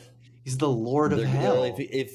if he burns the contract, then the contract is null and void. But see, what they're going to do is they're going to holler into another dimension and have Matt Murdock take a look at the contract, and then he's going to deal with Neron. If that'll happen. Except it won't be Matt Murdock. It'll be Black Kate Murdock or something. Yeah. Yeah. It'll be the DC equivalent of Matt Murdock on Earth, whatever the Marvel Earth is, the one where they have the Crusaders. Anyway, I don't know. I just this premise is just, it just seems so silly and kind of pointless, to be honest. I mean, I understand the purpose of it, but I don't know. I'm kind of just like, what is going on? Why are you doing this? Like, is there really no other way that you could take on Neron? So yeah, I gotta be honest. For as much as I love the art and the action was fun, I don't like where the story is heading. So I had to give this one a 7.25 out of 10. Yeah. Hey Titans, when you break into the filing cabinet, don't forget my stapler. Oh God. I knew it. That photocopier is from hell. Indeed it is. Makes me so Now I'm happy at picturing- least one of you guys got that. I can hear Neron with that voice. So yeah, I'm gonna have to ask you to flay those demons a little later tonight. Yeah, I'm just gonna ask you to On Saturday, okay. on Saturday, yeah, you know. That's a fantastic movie. Fantastic movie. I showed Angela Absolutely. clips of it last week because she works in an office, and I showed her the opening scene in traffic of him swapping lanes. And she's like, "Fuck, that is so true." For sure. Yeah. Yeah. Oh man, great movie. Brandon, if you haven't watched it, watch Office Space. It's so good. Oh, I'll have to check it out. Yeah. Oh, you've never it's seen Office fantastic. Space? I have not. Oh, It's like, what, this is definitely a movie you gotta 1995, check I out. think. It's an old one, but damn, it's good, Yeah. dude. It's so good. It doesn't Oh. really. Mike Judge It's one. not. Oh, that's fun. Yeah. It doesn't really age. I think there's nothing that really dates it from what I remember. It's just Not really, other than the fact that common there's basic characters. porn, yeah. scrambled channels, and basic. Yeah. If you Scrambled have channels that and knowledge basic of cable. the, That's what I 80s meant to and say. 90s, Yeah. Yeah. Awesome. Then you'll easily enjoy the rest. It's it's a heck of a film. What were we Yeah. talking about? Nightwing? Yeah. Nightwing. Yeah. Okay. So right. Did you both give your reviews at this point? So you're just waiting on me now? Yes. Yeah. I said 7.25. Right. Okay, so I really liked it. Great issue. I think it feels right at home. I wasn't sold last issue on the concept of the Titans just kind of being there, even though it makes sense with what's going on in the DC universe right now. I really didn't like the fact that the Nightwing solo title was essentially a Titans title, but I don't know. This one I just kind of liked a bit more. It's still wholly a Nightwing book, and the Titans just guest starring, if only for this story arc until Taylor gets his own Titans book off the ground, which is coming soon. So yeah, I'll let it slide for this one story arc. It's gonna happen. Uh, I can't complain about this and then not complain about the fact that the Batman Superman book has a different guest character every story arc as well. So, and that there was an entire issue devoted to just Robin and Supergirl, not Batman and Superman. So, I can't complain. Um, yeah, so I liked it a lot more. Is the humor was really well placed, and I think well needed at times, especially when you're going up against a demon. That page of the grinning man just throwing the girl is, I've seen it like 5 times in the past 2 days all over the internet. People just asking what the fuck is going on here. Why is Nightwing flying? Why is he trying to kill a little girl? Why is no one saving her?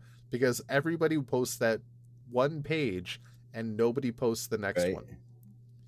Yeah, they, and all you they get just is like the out of context panels. Nightwing can fly, and what the Yeah. Yeah, it's certainly interesting. Um, did you both talk about the backup yet? Because I did read Not it, but I forgot yet. there was a backup.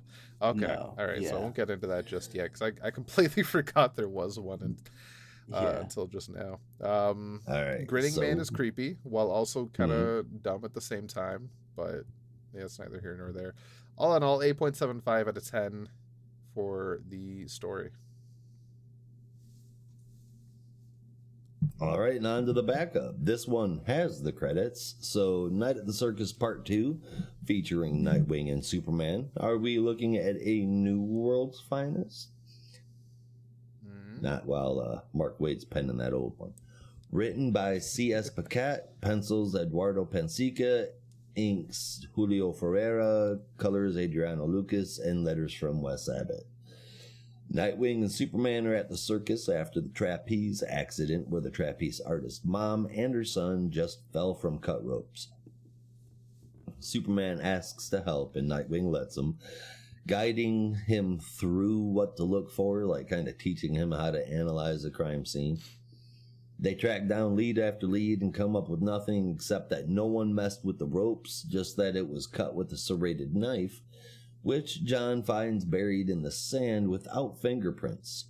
So they've investigated everyone except one person, and Nightwing is convinced that he's figured it out. He calls them in to where Superman and him, he calls them in to where him and Superman are, and he asks her, "Why did you cut your own rope?" Nightwing thinks it was the mom. Continued next month in the back pages of Nightwing. So this isn't it's not a meaty story, but it's a pretty good one for a backup. And I feel like maybe the point of it is building the Nightwing and Super John relationship with Dick mentoring John. And I like it. I like the art too, but John's hair was crazy in almost every panel. And that first panel of John was atrocious. It didn't even look like him at all. It looked like someone cosplaying at him and not doing a good job. But other than that, it wasn't bad for a backup. I gave the backup a 7 out of 10. So the whole book, I'll give an 8 out of 10. 7 out of 10 for the backup, 8.75 for the main story, 8 out of 10 altogether. So the backup for me is really where it shined because seeing Dick as the mentor has been really great so far, and this just felt like a much more kind of grounded mystery. Also, just seeing Dick kind of get back to his circus roots is still really fun, and intercut with some of the flashbacks of his own lessons from Batman. To me, this was just like that was much more appealing than we need to break into Neron's filing cabinet, which sounds like a robot chicken bit. So for me, that was like, all right, cool. Let's see where this goes. So this one got an 8.5 out of 10 for me. So rounding the whole thing out, it's probably like a 7.75. You heard it here first, folks. Tom Taylor is just a pseudonym for Seth Green. For Seth Green. He's actually the could you one shadow imagine? writing Nightwing. Oh my god. That'd be wild. Yeah. Seth Green has been in so much stuff, it actually makes my head spin sometimes. Oh Like, yeah, I legitimately he's forget everywhere. there was a time where this man was in Buffy and fucking Austin Yep. Powers. Yep, What? at the same time. What is the connection there? How do you go from being Oz to being Dr. Evil's son? Was his name Scott or something like that? I don't remember. But Yeah, Yep, it Scott was Evil. Scott. it's just that's so funny. Scott. Scott. Yeah. No, Scott. Not. Zip it. Anyway, the point of I this need to is stop now. I that will Seth go Green on. is everywhere, and he's Yeah. awesome. And then after that, he did Without a Paddle, and his career Yeah. kind of stalled out for a couple of years. Is he still? Is And he was Robot in Chicken Rat even running Race. anymore? I actually have no idea. I don't know. I don't think so. I don't know. Yeah, I don't think it is. They might do like the odd special here and there. Yeah. Yeah. And he did Rat Race too, which I always forget he was in. But there was so many Huh. friggin' people in that movie. Yeah. Your silence makes me feel like you don't know what Rat Race is. I do not know what Rat Race is. Oh God, I feel old. Josh, tell me you remember Rat Race. I know it's like C Rat tier movie in Race? terms of Hollywood. Rat Race, yeah. Josh, please don't. No. make It me sounds like a angry. Nope. parody movie. I don't know what you're talking about. You know? Oh man, it's a really dumb movie. From Huh. I want to say 1998 or 2000 or something like around that time, and it just had a huge cast of comedy actors at the time. John Lovitz, Seth Green, what's his name that played Mr. Cuba Bean? Gooding Jr. and Whoopi Cuba Goldberg. Gooding Jr. What the hell? Yeah, Wayne John Knight. Cleese. Oh, now I really There want to was watch this movie. so many people. It's Oh my god, honestly Rowan a Atkinson, Rowan Atkinson. Mr. Yeah, Bean. he is fantastic in that movie. Let me tell Wow, you, that's awesome. He I definitely gotta watch does this. his best work since Mr. Bean in that movie. Oh my god, this is great. Yeah. Well, I love this premise. Yeah, it's honestly full of stupid moments and moments that'll just make you like roll your eyes and like, why would this happen? There's no possible way. God. But it's so much Yeah. fun. Every time it's on TV, I just have to watch it. It's great. Oh yeah. Yeah. Honestly, might Yeah, watch this tonight. the This cast looks is entertaining. stacked. Can't Amy lie. Smart. Yeah, it's yeah, it's so good. And I think the kids who play John Lovett's children, I can't remember, but I think they were in things later. So I think they were like they're actors you might recognize from when they were kids. That like I think they were in movies later on down the road when they were older. Huh. Yeah. And it was just a solid cast. But that's enough about that. The backup of Nightwing. I didn't even catch that at first, Josh, when you mentioned that first page of the backup with John's face. Yeah, that was a little off. But the rest of the backup, I thoroughly enjoyed. I think it's a cool story. I agree with Brandon. It's cool to see Dick be that mentor to John, and I really like seeing those kind of flashbacks of in Dick's mind, just comparing his own mentorship to how Bruce trained him. It was really cool to see, and how he's following the same style but also changing it up so it fits more his own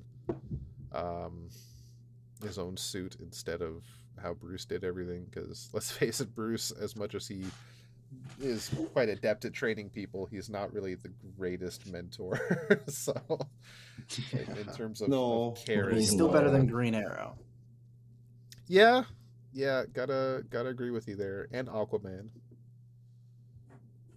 Even at his worst, he never left Dick. He just kicked him out of the house when he turned 18. But like most parents do that, so Yeah, it's fine. I thought Dick was the one that left, or was that just in Did he? the I animated forget. series? They edit it sometimes where it's like you're fired, and then sometimes he's like Yeah. I'm leaving. Just depends, I Yeah. guess.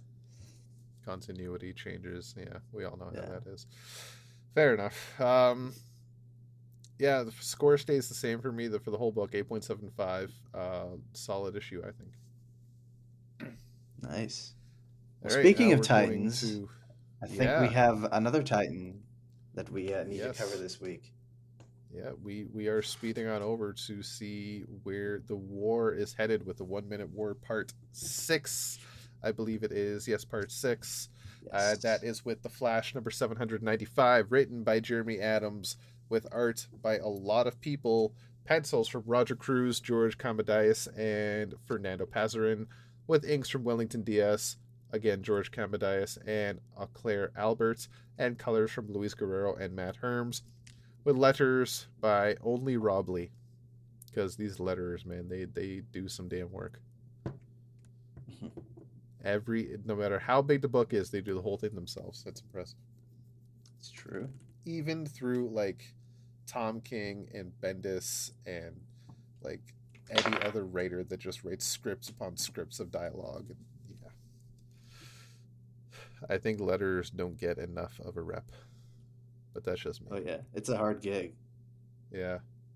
You have some people who are just, I mean, they do their standard job, and then you have, some people like, uh, oh my God, I always forget his full name, but I just know him as Hassan because he does Strip Panel Naked. But Hassan Otsmain Elhau, I think, is his full name. Oh And yeah, yeah. he's just like a wizard. Asmani. Yeah, he's like, yeah, Yeah. he's just like a wizard with this stuff. I mean, just really Mhm. expressive.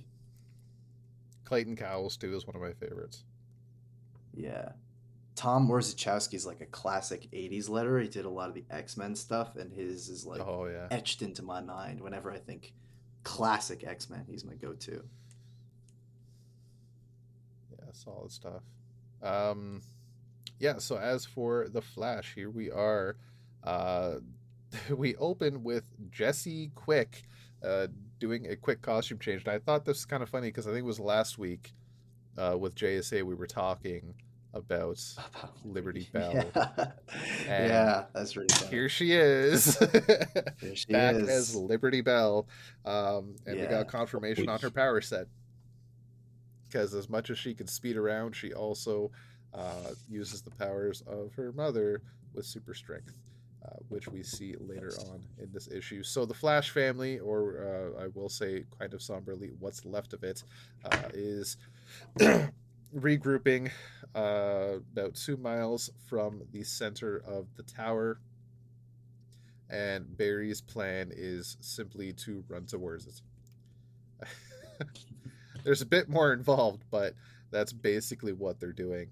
And as we see scattered throughout the issue, you get a bit more information about his plan, because there are some flashbacks to what they were talking about earlier in the day, where Barry goes over his somewhat complicated plan. So it is kind of back and forth. It's not time travel, technically, from what we initially thought, but it is slightly more complicated. He figures that the speed force surrounding the Earth is kind of concentrated towards Central City, where the Fraction and all the Flash family are, because they are conduits and their bodies absorb the speed force energy into them. Then the speed force energy will be naturally attracted to this point. Therefore, if they use the speed force in a group fashion, being all together, there will be a massive concentration of speed force energy around them, which using that will also, I believe it was a friction force or friction shield, I believe Barry called it, will protect them from any potential dangers that may come along the 2 mile race towards the tower, which it does. As they begin running, the Fraction send out some ships to try and shoot them down, but the lasers do get stopped by this friction shield. And they run headfirst towards the wall. The Fraction think there's no way they can get past it, but that's where Jesse comes in, as Liberty Bell once again uses the super strength gained from her mother to knock a hole in the wall. And then together the plan is to run to the tower and supercharge it, which will overload the Speed Force. What would you call them? Speed Force. I guess I want to say conduits. Yeah, to basically. like the suits, That's the what suits they wear. Yeah, yeah. yeah. I That the mean, they fraction are wear. essentially like Speed Force conduits. They're using the Yeah, tower as like a reception. yeah. Um, which will overload the suits and basically protect the speedsters, the Flash family themselves, but send the fraction far, far away back in time as if this never happened at all. I don't quite understand the science behind it, but as we used to say on the Flash TV subreddit, Speed Force ain't gotta explain shit, so we're just gonna go with it because It's let's true. face it, That's how it speed works. science is completely theoretical, and there's only like two people that Yes. know how it works. And one of them is Barry Allen, and he never really explained shit. So we're just gonna go with it. I still dig it though. I think it's interesting, but that's neither here nor there. Meanwhile, inside, Jay has escaped, and he has a really big gun, essentially the BFG from Doom, because goddamn, he needs it. And using his ninja-like prowess from World War II, which, thinking about it now, did he really need stealth skills as the Flash? If you're the fastest man alive, you kind of don't need it, but you Yeah, never know when you might be depowered. It's useful exactly. to have in your back pocket. Yeah, I guess when you're in a war, you kind of just gotta have all the skill sets. And he Exactly. certainly does, where he is skulking around the base, taking out what troops he can before he comes across the Flash family, which drill tornado themselves underground before they got completely blasted away because their plan did not come completely to fruition. While they did get inside the Fraction Tower base, they did not get to overload the tower directly, and their plan now is to go underground and make their way to the tower from inside. Except the Fraction have met up with them in full force, including Mother Nightmare. I don't remember her name now. That creepy, like, Oh alien God, what was her woman. name? Yeah, Miss Fear or something like that. something like that. Yeah, Yeah. she's Oh, also They Miss have there. a Miss Murder. Miss Murder Miss was it? Oh Murder. yeah, Miss Murder. Yeah, it was Miss Miss Murder because I Murder, was something like that. thinking Yeah. AFI is gonna sue. Yeah, I remember now. Oh God. Yeah. I can't afford that. No. Yeah, so they all band together. The Flash family is ready for a fight, um, even though they know it's potentially a lost cause because the Fraction are well armed. Until Barry sees Jay in a corner with his laser ready to go, and as Barry gives the call to fight, Jay comes out, guns ablazing, and the Flash family take out the Fraction one by one. With the mysterious conduit that's not Jay, wow, Ace and Bart's saved from the Fraction base earlier, protecting Linda from a laser blast, which gave me questions. Um, and the Fraction are slowly getting the upper hand, where Barry is being tossed around by the general, who I do not believe has been named yet, at least not that I remember. And he's saying, "There's no one left to save you. It's game over." And that's the issue. Nothing else happened. Yep. That's it. That was the end. That's the end. So, what did you think? Yeah, Josh, what do you think? Oh wait, that's right. There was two more pages. Wally's alive. Hey, we all kind of Yeah, what a knew it was happening. surprise. Yeah, not Yeah. really. But it's still cool to see. And this is where the massive amounts of artists come in, because in these 2 pages, you get so much gorgeous artwork, and it is different artists. It's great to see. I just want to go back into the issue for a second because I feel like I missed something. Oh yeah, so that kind of is a moot point because Barry was convinced that even if they do send the Fraction back in time, it does not mean that Wally will come back to life, as he confides in Linda this information, because Wally is a bit bigger connection to the Speed Force and more of a temporal being at this point, so time travel will not necessarily save him. Yet we know now that that is not necessarily the case because he isn't really dead. He is elsewhere, or better yet, elsewhen, if you will. He wakes up on an unknown planet where he sees a caveman and a dinosaur. And then Gold Beetle is there, giving him a big, bright smile. And he's confused because he was just fighting the Fraction, but now he wakes up on Planet Flash, surrounded by not just Gold Beetle, but also Blue Jay, Citizen Steel, Tattooed Man, Kid Commander Devil, Steel. Commander. I wasn't sure which one that is. They have the same costume. Lagoon Boy, among many others. And if any of those names sound familiar, it should, because they were all in a little book that tried called Heroes in Crisis. It And they're tried, not just but any it failed. heroes, It failed so hard. not just any characters in Heroes in Crisis, but all the characters that Wally killed in Heroes in Crisis. They are all present on Planet But how? Flash. How can this be? I don't know, and I Yeah. really want to know. How do we find out? Josh, do you Because know? comic book. I don't know. Stay That's the tuned million-dollar next question. week for your next episode of Flash and the conclusion Hell of the yeah. 1 Minute War. Oh man, Yes. I can't wait. Well, This, we shall see. yeah, when I read it, I jumped right onto Discord and had to just say, "Holy shit!" That last page of the Flash. While it took me a minute to realize what the fuck I was looking at, when I realized it, holy crap, my jaw dropped. And I know Brandon, you had Yeah, a I similar effects. Yeah, Not I expecting had that to by kind of sit any on that stretch. for a while, given that I'd read Flash a little in advance, and the moment I saw Blue Jay, I was like, no fucking way. So Yeah. that was quite a surprise. Yeah. And also a new suit. mean, for you Blue kinda Jay, too, I know think. that- It looks more metallic. Yeah. Oh yeah, it might be. I don't remember exactly what he was wearing, but yeah. I mean, you always kind of expect that characters will come back, but I think with these characters, given that they were so kind of minor, maybe with the exception of Roy Harper and Poison Ivy, who also died, but they came back.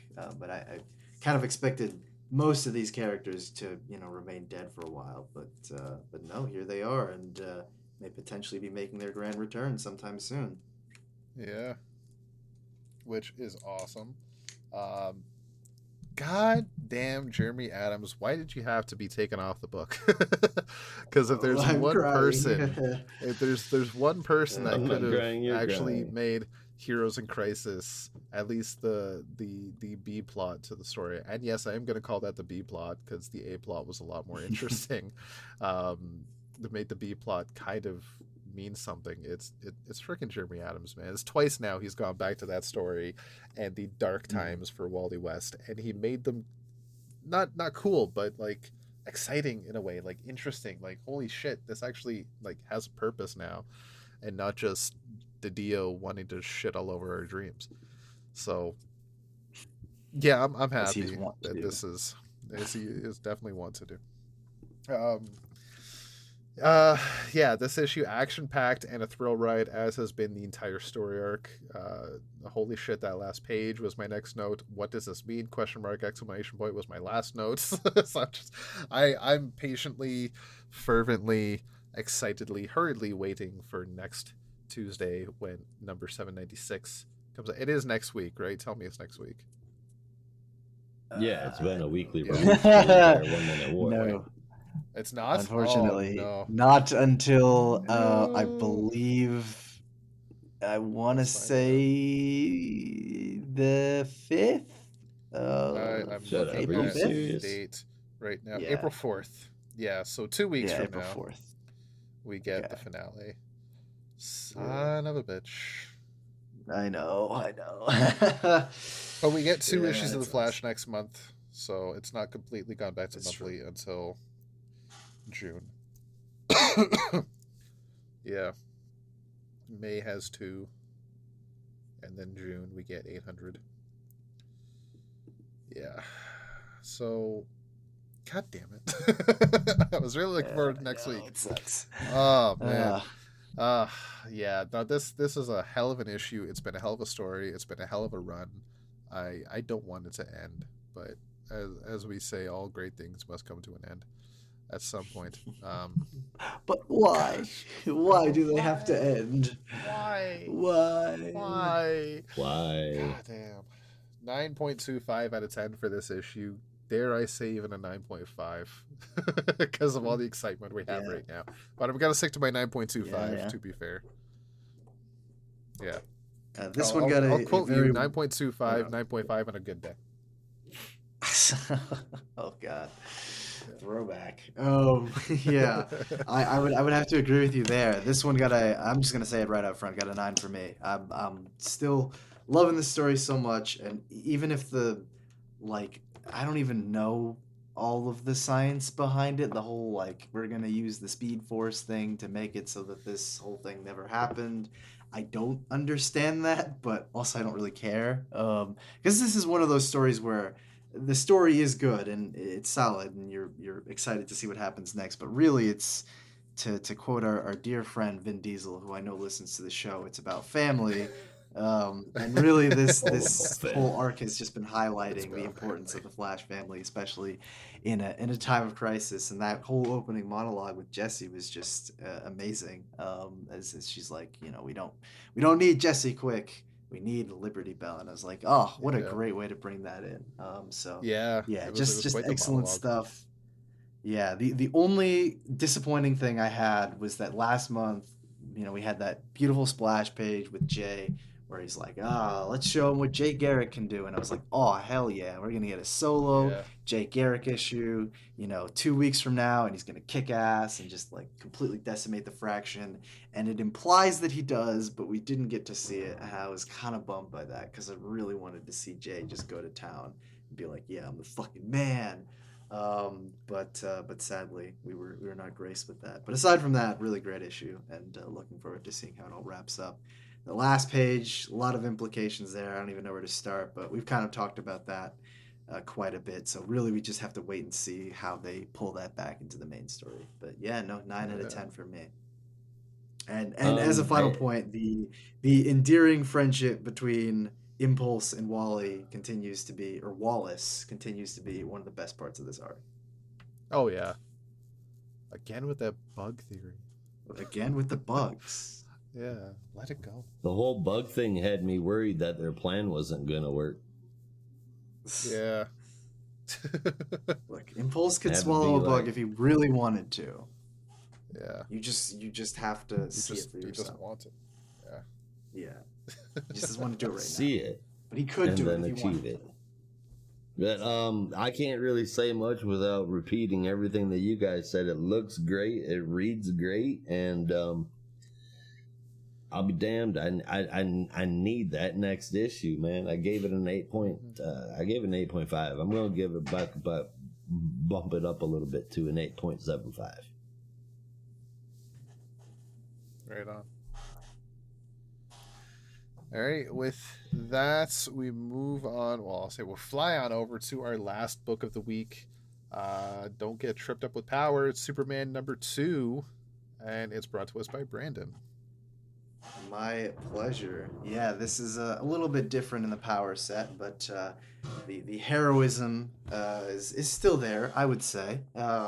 This is Superman #2, as written by Mr. Joshua Williamson, with art and colors, I believe, from Jamal Campbell, with the letters from Ariana Marr. This is part 2 of Night of the Parasite, which, I mean, just sounds like an awesome B movie that I would totally watch. And the story kind of feels like that too, in a very good way. But this continues our Parasite story that began towards the end of the last issue, where some strange contagion had affected Parasite to the point where his affliction, I guess you could call it, was spreading throughout Metropolis, and as Superman is facing off against the many parasites that are near him and has gotten drained by them, he looks around to the rest of Metropolis to see just how bad it's gotten, and we get a glorious double-page spread that reveals that it is so much worse than he could have ever imagined. We cut over to a strange cabal somewhere in Metropolis where many of the, I guess, underworld villains of Superman, we're not really clear on who all of these people are talking about what's going on in Metropolis right now. And sort of this strange use of parasites and also bizarros But yes, this order of mad scientists, as they call themselves, are talking about the future of Metropolis, and specifically one of them, Dr. Farm, who is cutting up the Bizarro right now, wants to remind them that this is all Lex Luthor's fault, and that everything that is going to happen next is Lex Luthor's fault. But meanwhile, we cut over to Supercorp, where they are under attack from the many parasites.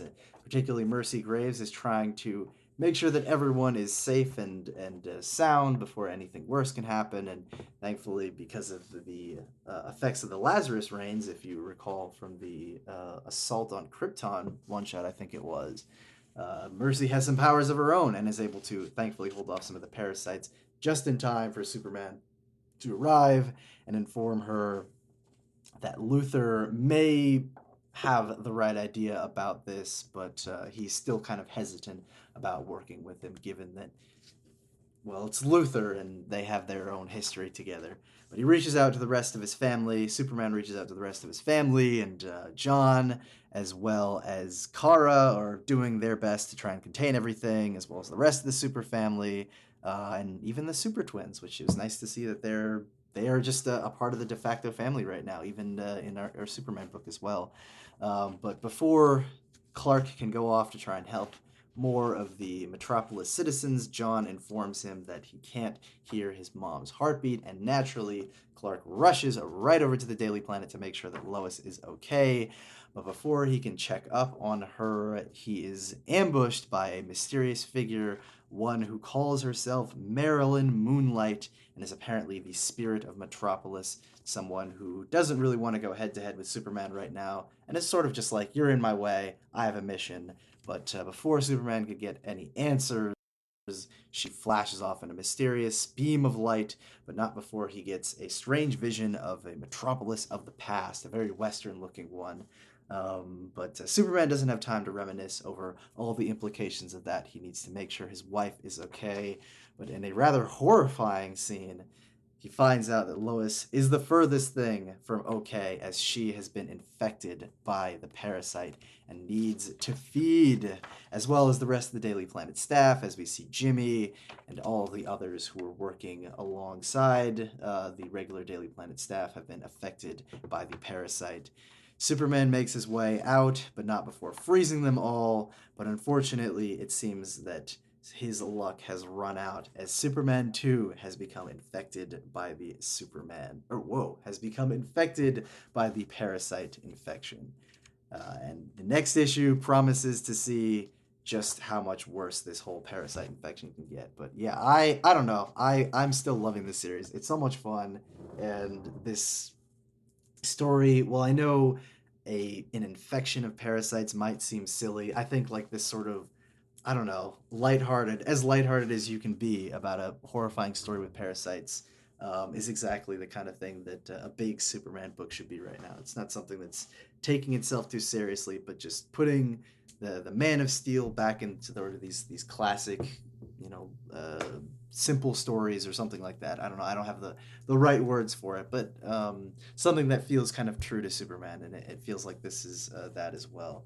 But I think this issue is also kind of interesting because it has a lot of implications for Metropolis's past, which is why I think there's a good deal to talk about related to. I mean, I don't even know that I would call it retconning Metropolis's history, but it's more like filling in the gaps, because we sort of get this idea that the committee of mad scientists, or whatever they were calling themselves, have really been going after Luthor because of his work in Metropolis and his history with Metropolis, and that's probably going to touch on Lex's early days in Metropolis. And then, of course, there's the bigger mystery with Marilyn Moonlight and who this strange new Metropolis vigilante is, and her connections to Metropolis's past.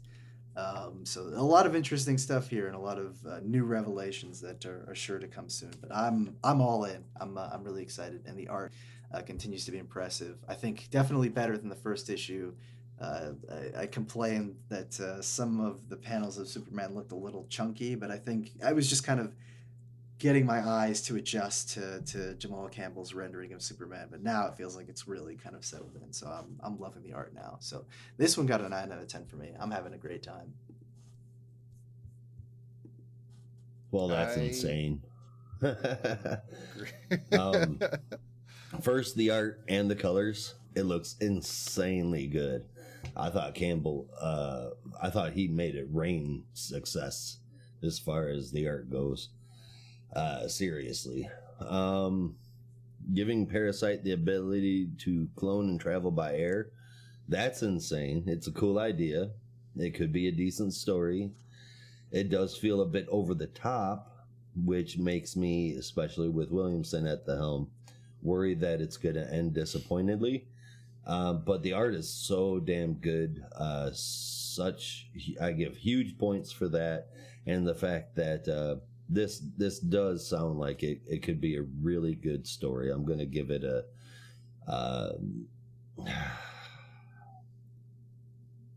I'm going to give it a 7.75 out of 10.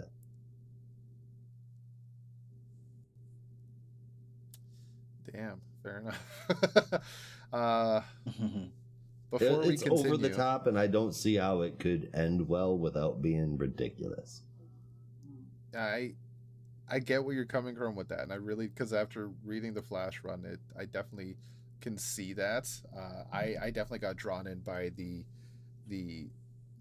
pomp of this story, like how big it is, Mm-hmm. and it is exciting. But you make a good point that we've been fooled by this before, but we'll see. For now, I'm loving it. I think it's a fantastic story. I will see how it ends.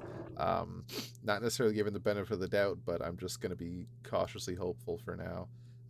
Before I continue, though, I'm just flipping through the pages again, just admiring Jamal Campbell's art. And Brandon, I didn't catch it the first time, but I don't know if you caught it when they show the Parasite clones headed towards Supercorp, and there's a screen of Supercorp advertisement. Oh yeah, there's Superman with a bunch of people, and I'm just looking at the art now, and that is Superman the animated series style. Yeah, to a fault, just straight up. And that exactly was that was the ad they. Yeah, no, that was the ad they had in the first issue too, and I was like, oh my god, that's literally just Superman Toss. And honestly, I gotta say, this series I think is doing something else for me, and I hope it does it for you too. But it's actually getting me to I mentioned it last week. It's getting me to rewatch Superman Toss and realize like how great of a show that was. Because after the first issue with Livewire, after the first issue with Livewire and everything, I was like, I should rewatch that episode, and I ended up like rewatching the entire second season. I think it was great. Right on. Yeah, it was honestly a great show, and I've seen some other people doing that recently too. Some people for the first time and just appreciating how good it is. Yeah, I got it. I still have to rewatch because like I got Batman the Animated Series full series on DVD, and I started to watch that. But I definitely got to go back and watch Superman. And if you're gonna watch, it's honestly you have underrated. to watch the Batman Superman movie where they teamed up for the first time against Joker and Lex, which again, fantastic, awesome fantastic pairing movie. Yeah. Plus, it's the Clancy Brown Lex Luthor, which I love. Honestly, it's probably the best one. I know people love Gene Hackman, and he's great, but Clancy Brown, he just like he really brought the businessman to life, which I love. Yeah, he's so cool and relaxed. He's exactly as Lex should be. He's not like, Gene Hackman was fun, but he was a little crazy. But I think with Clancy Brown, he's just like, he's so calm. You never see him angry. Or rarely you see him angry. He's just like, even when he's getting confronted and he knows he's fucked, he's just like, yeah, whatever. Like I got it. I got the best lawyers in town. I don't have to worry about it. Yeah. Exactly. It's so good. Zen master. And the subtle style between Superman Toss and BTOS with oh yeah, they were clearly in the same time period, but BTOS looks still so noir in 1940s. Yeah, and Superman the Animated Series looks like it's in the future. Yeah, that's what I love too. Like the suits people wear is fantastic. Oh yeah, like even the cars and the building, like it looks very futuristic. And I didn't even really catch that on my original watch. Yeah. Anyway, watch Superman Toss. It's awesome. Basically, yes. And if I can quote while we're on the topic, one more Lex Luthor animated version. One of my favorite moments, and this is just kind of a meta moment for me, is in Justice League. I don't know if it was the original or in Unlimited, where Wally, Flash, and Lex Luthor Oh pulled a my Freaky God. Friday, and they Yeah. swapped bodies. But at the time, Oh, Wally was being voiced by Michael Rosenbaum, yeah. who played Lex Luthor on Smallville, and then Michael Rosenbaum was essentially playing the Flash, playing Lex Luthor, so he was playing Lex Luthor the second time, and it was Yeah. fantastic. Down to that Oh scene man. where he pulls off the cowl, it's like, I have no idea who this is. This did not Oh help God, me at that's all. iconic. Yeah. So good, yeah. Okay, that's Actually, yeah. speaking of We last gotta do a tangent, I show just promise, about but animated series. I know, but Yeah. we've mentioned Kyle Rayner a few times just because Mm, these figures have overtaken our lives. But I actually forgot there was the In Brightest Day episode where they have it's a very slightly different version of Kyle Rayner. They still keep him as an yeah. artist, but I totally forgot that was an episode where he just a Green Lantern in Metropolis. Yeah.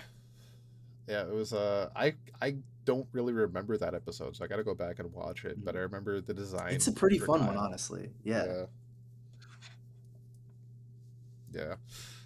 God, what a series. Yeah, we got to just take a Yeah. weekend and just Yeah. gush Oh over my God, that'd animated be awesome. series. Yeah, that'd be great. Just Yes. do a rewatch together or something. Oh, Gosh, you got to get I on would love to do one on Yeah, BTOS in yeah. particular. There's so many episodes Yeah. I could gush over. But I want to say, let's not do it through the order my DVD has because they do it. The DVD, the complete series DVD, has the episode order in production order and not release order, Uh, so it gets a oh bit God, confusing that's because so things annoying. are Yeah. yeah, they're out of time, and it must, you know what I mean. It's out of place. Yeah. It's Oh, just that really sucks. weird. Like Robin isn't there in the first episode, and then he's just magically there at the second episode. It's Yeah, that's really weird. awkward. Yeah, yeah, but no, it's still great to watch. Uh, Oh yeah. Superman, the comic book series, Not the show. not the show. Yeah, honestly, you guys gushed over Jamal Campbell's art.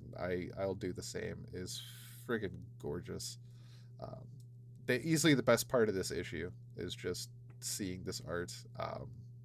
One of you mentioned earlier, I think it might have been Brandon, mentioned how, or maybe no, I think it was one of you mentioned earlier in this broadcast that as comic fans we're basically art connoisseurs as well, and this is up there. Oh yes. This Twas really I. is like, Yeah.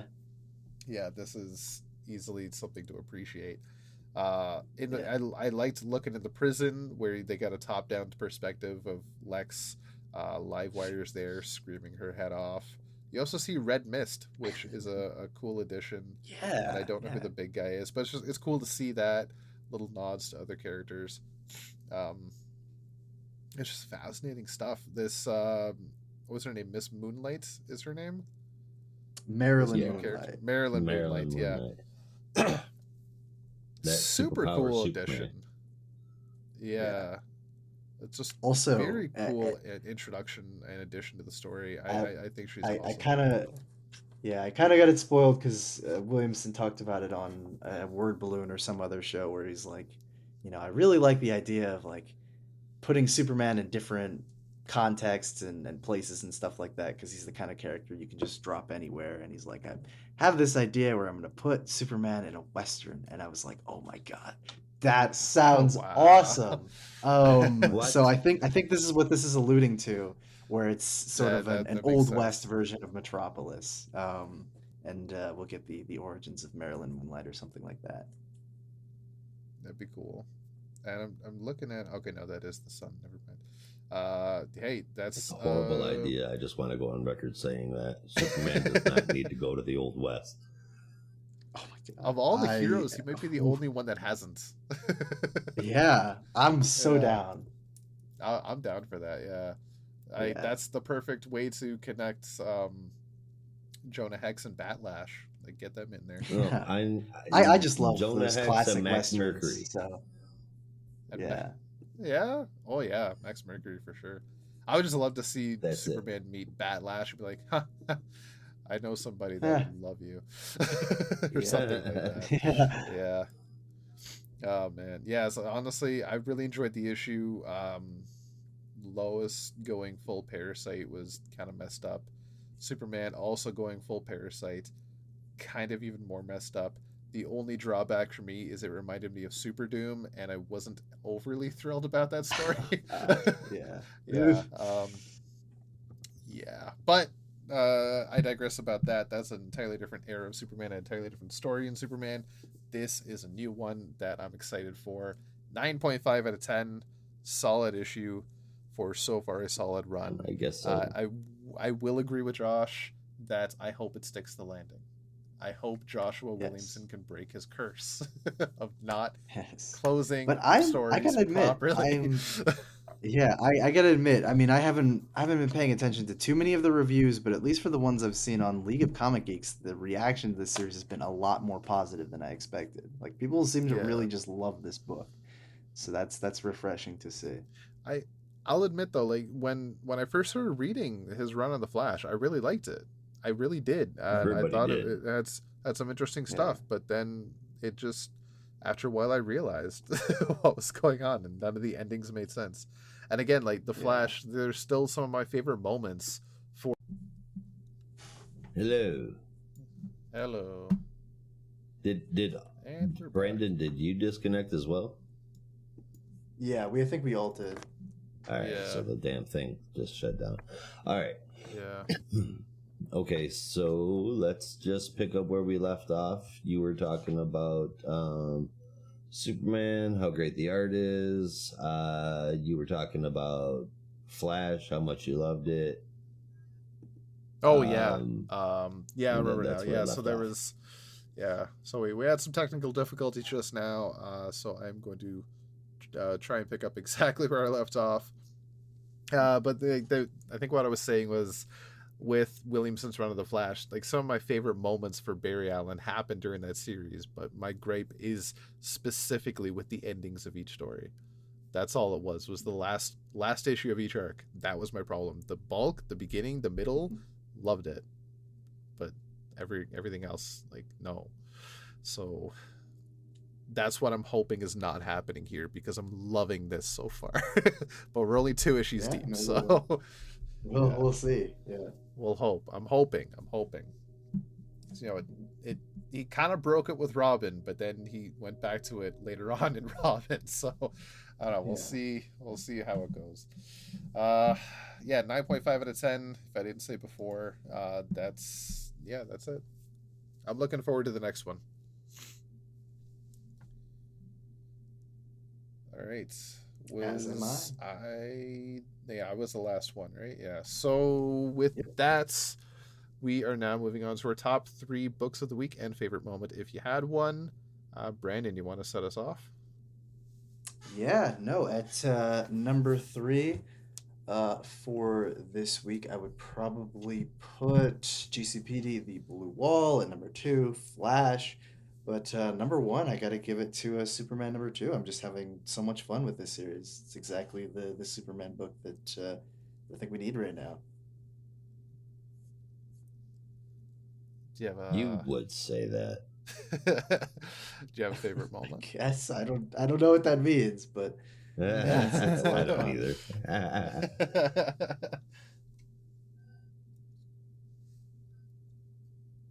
Brandon? All right. Well, I guess my Oh, top three oh, favorite sorry. moment. Oh, I totally forgot favorite moment. Favorite I moment. mean, the funniest moment is probably Nightwing just yeeting that girl, as Kirk said, because it was really Yeah, funny. But I will go with something a little more original. And as horrifying as it was, that panel of the parasite infected Lois was pretty cool. And just like Superman's absolutely terrified reaction was this is horrifying to see, but really well drawn. agreed. Honey, Agreed. I'm so glad you're home. Yeah, I'm so hungry. I'm so hungry I can eat you. That's every zombie movie ever. Ugh, Night of the Living Parasite. Um, yeah. yeah, my top three very similar to yours, Brandon, but kind of reversed in a way. I had the Flash at number three. I had GCPD at number 2, but at number 1, I also had Superman. Just highest scoring book for me and beautiful to look at.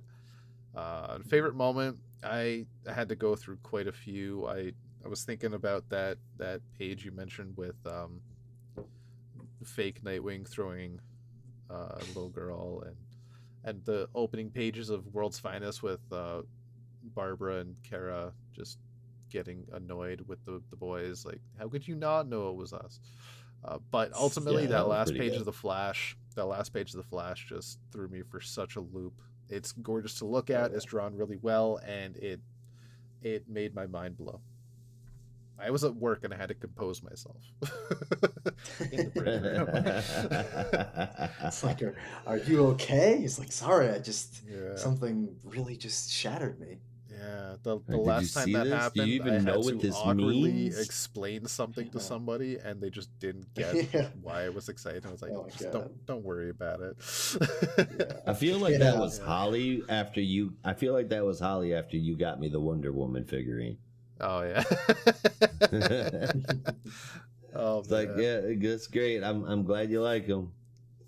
It's a fucking toy. That's cool. Shut up.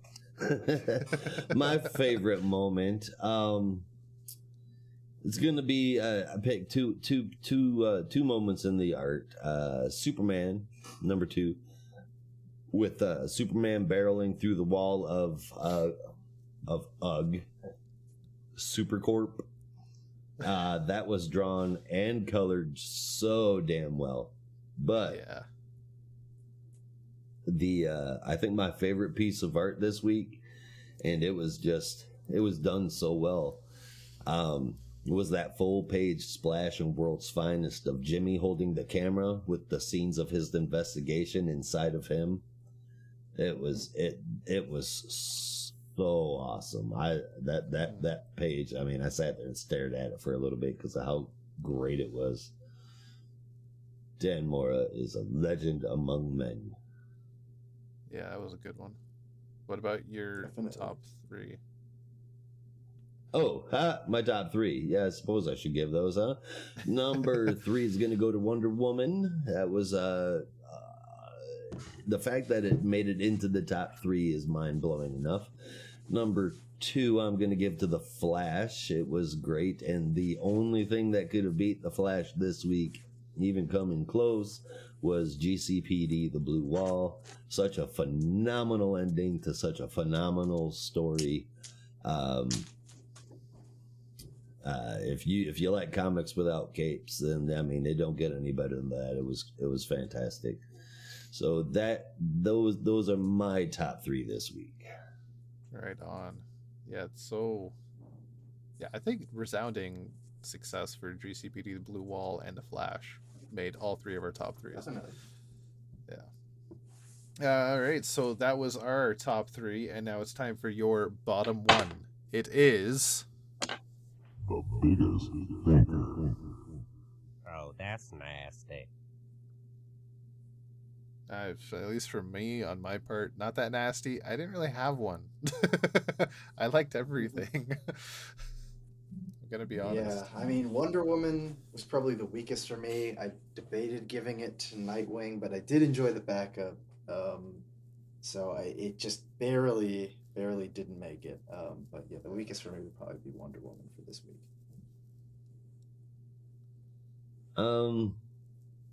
Again, it's the lowest scoring issue, and the art alone makes me want to not put it on the biggest stinker list at all. But Superman number 2, it feels like a Forever Force story already. Yeah, I hope you're wrong. I haven't been wrong about Williamson yet. Neither have I, but I do hope you're wrong. keep the faith alive, man. Keep the faith alive. Yeah. That's a fucking heel turn, though. The same book that was number 1 for Brandon and I is biggest stinker for you. That's a heck of a moment right there. Not that unusual, at least not for me and Brandon. Oh, man. You get it all here, folks. Differing opinions, Indeed, fun you banter. do. What's not to love? All right. Any last minute thoughts? Any more notes, news, ideas that we want to I think bring up that before we close? is about all, my friend. The only thing I want to say is I still think that they should lay off the guy that sorts the mail.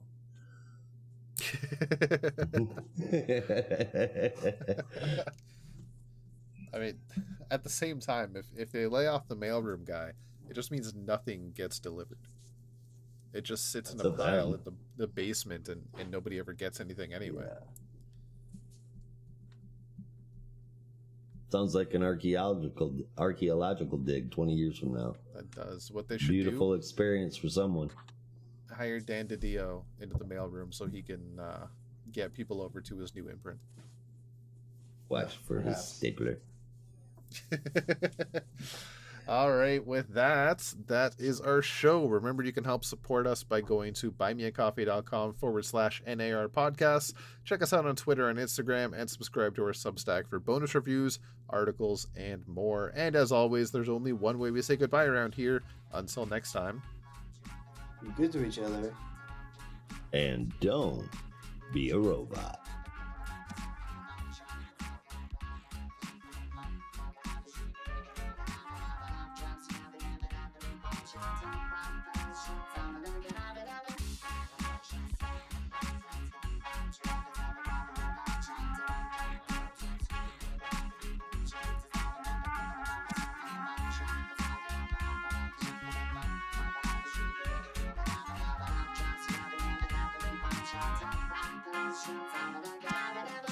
Productions.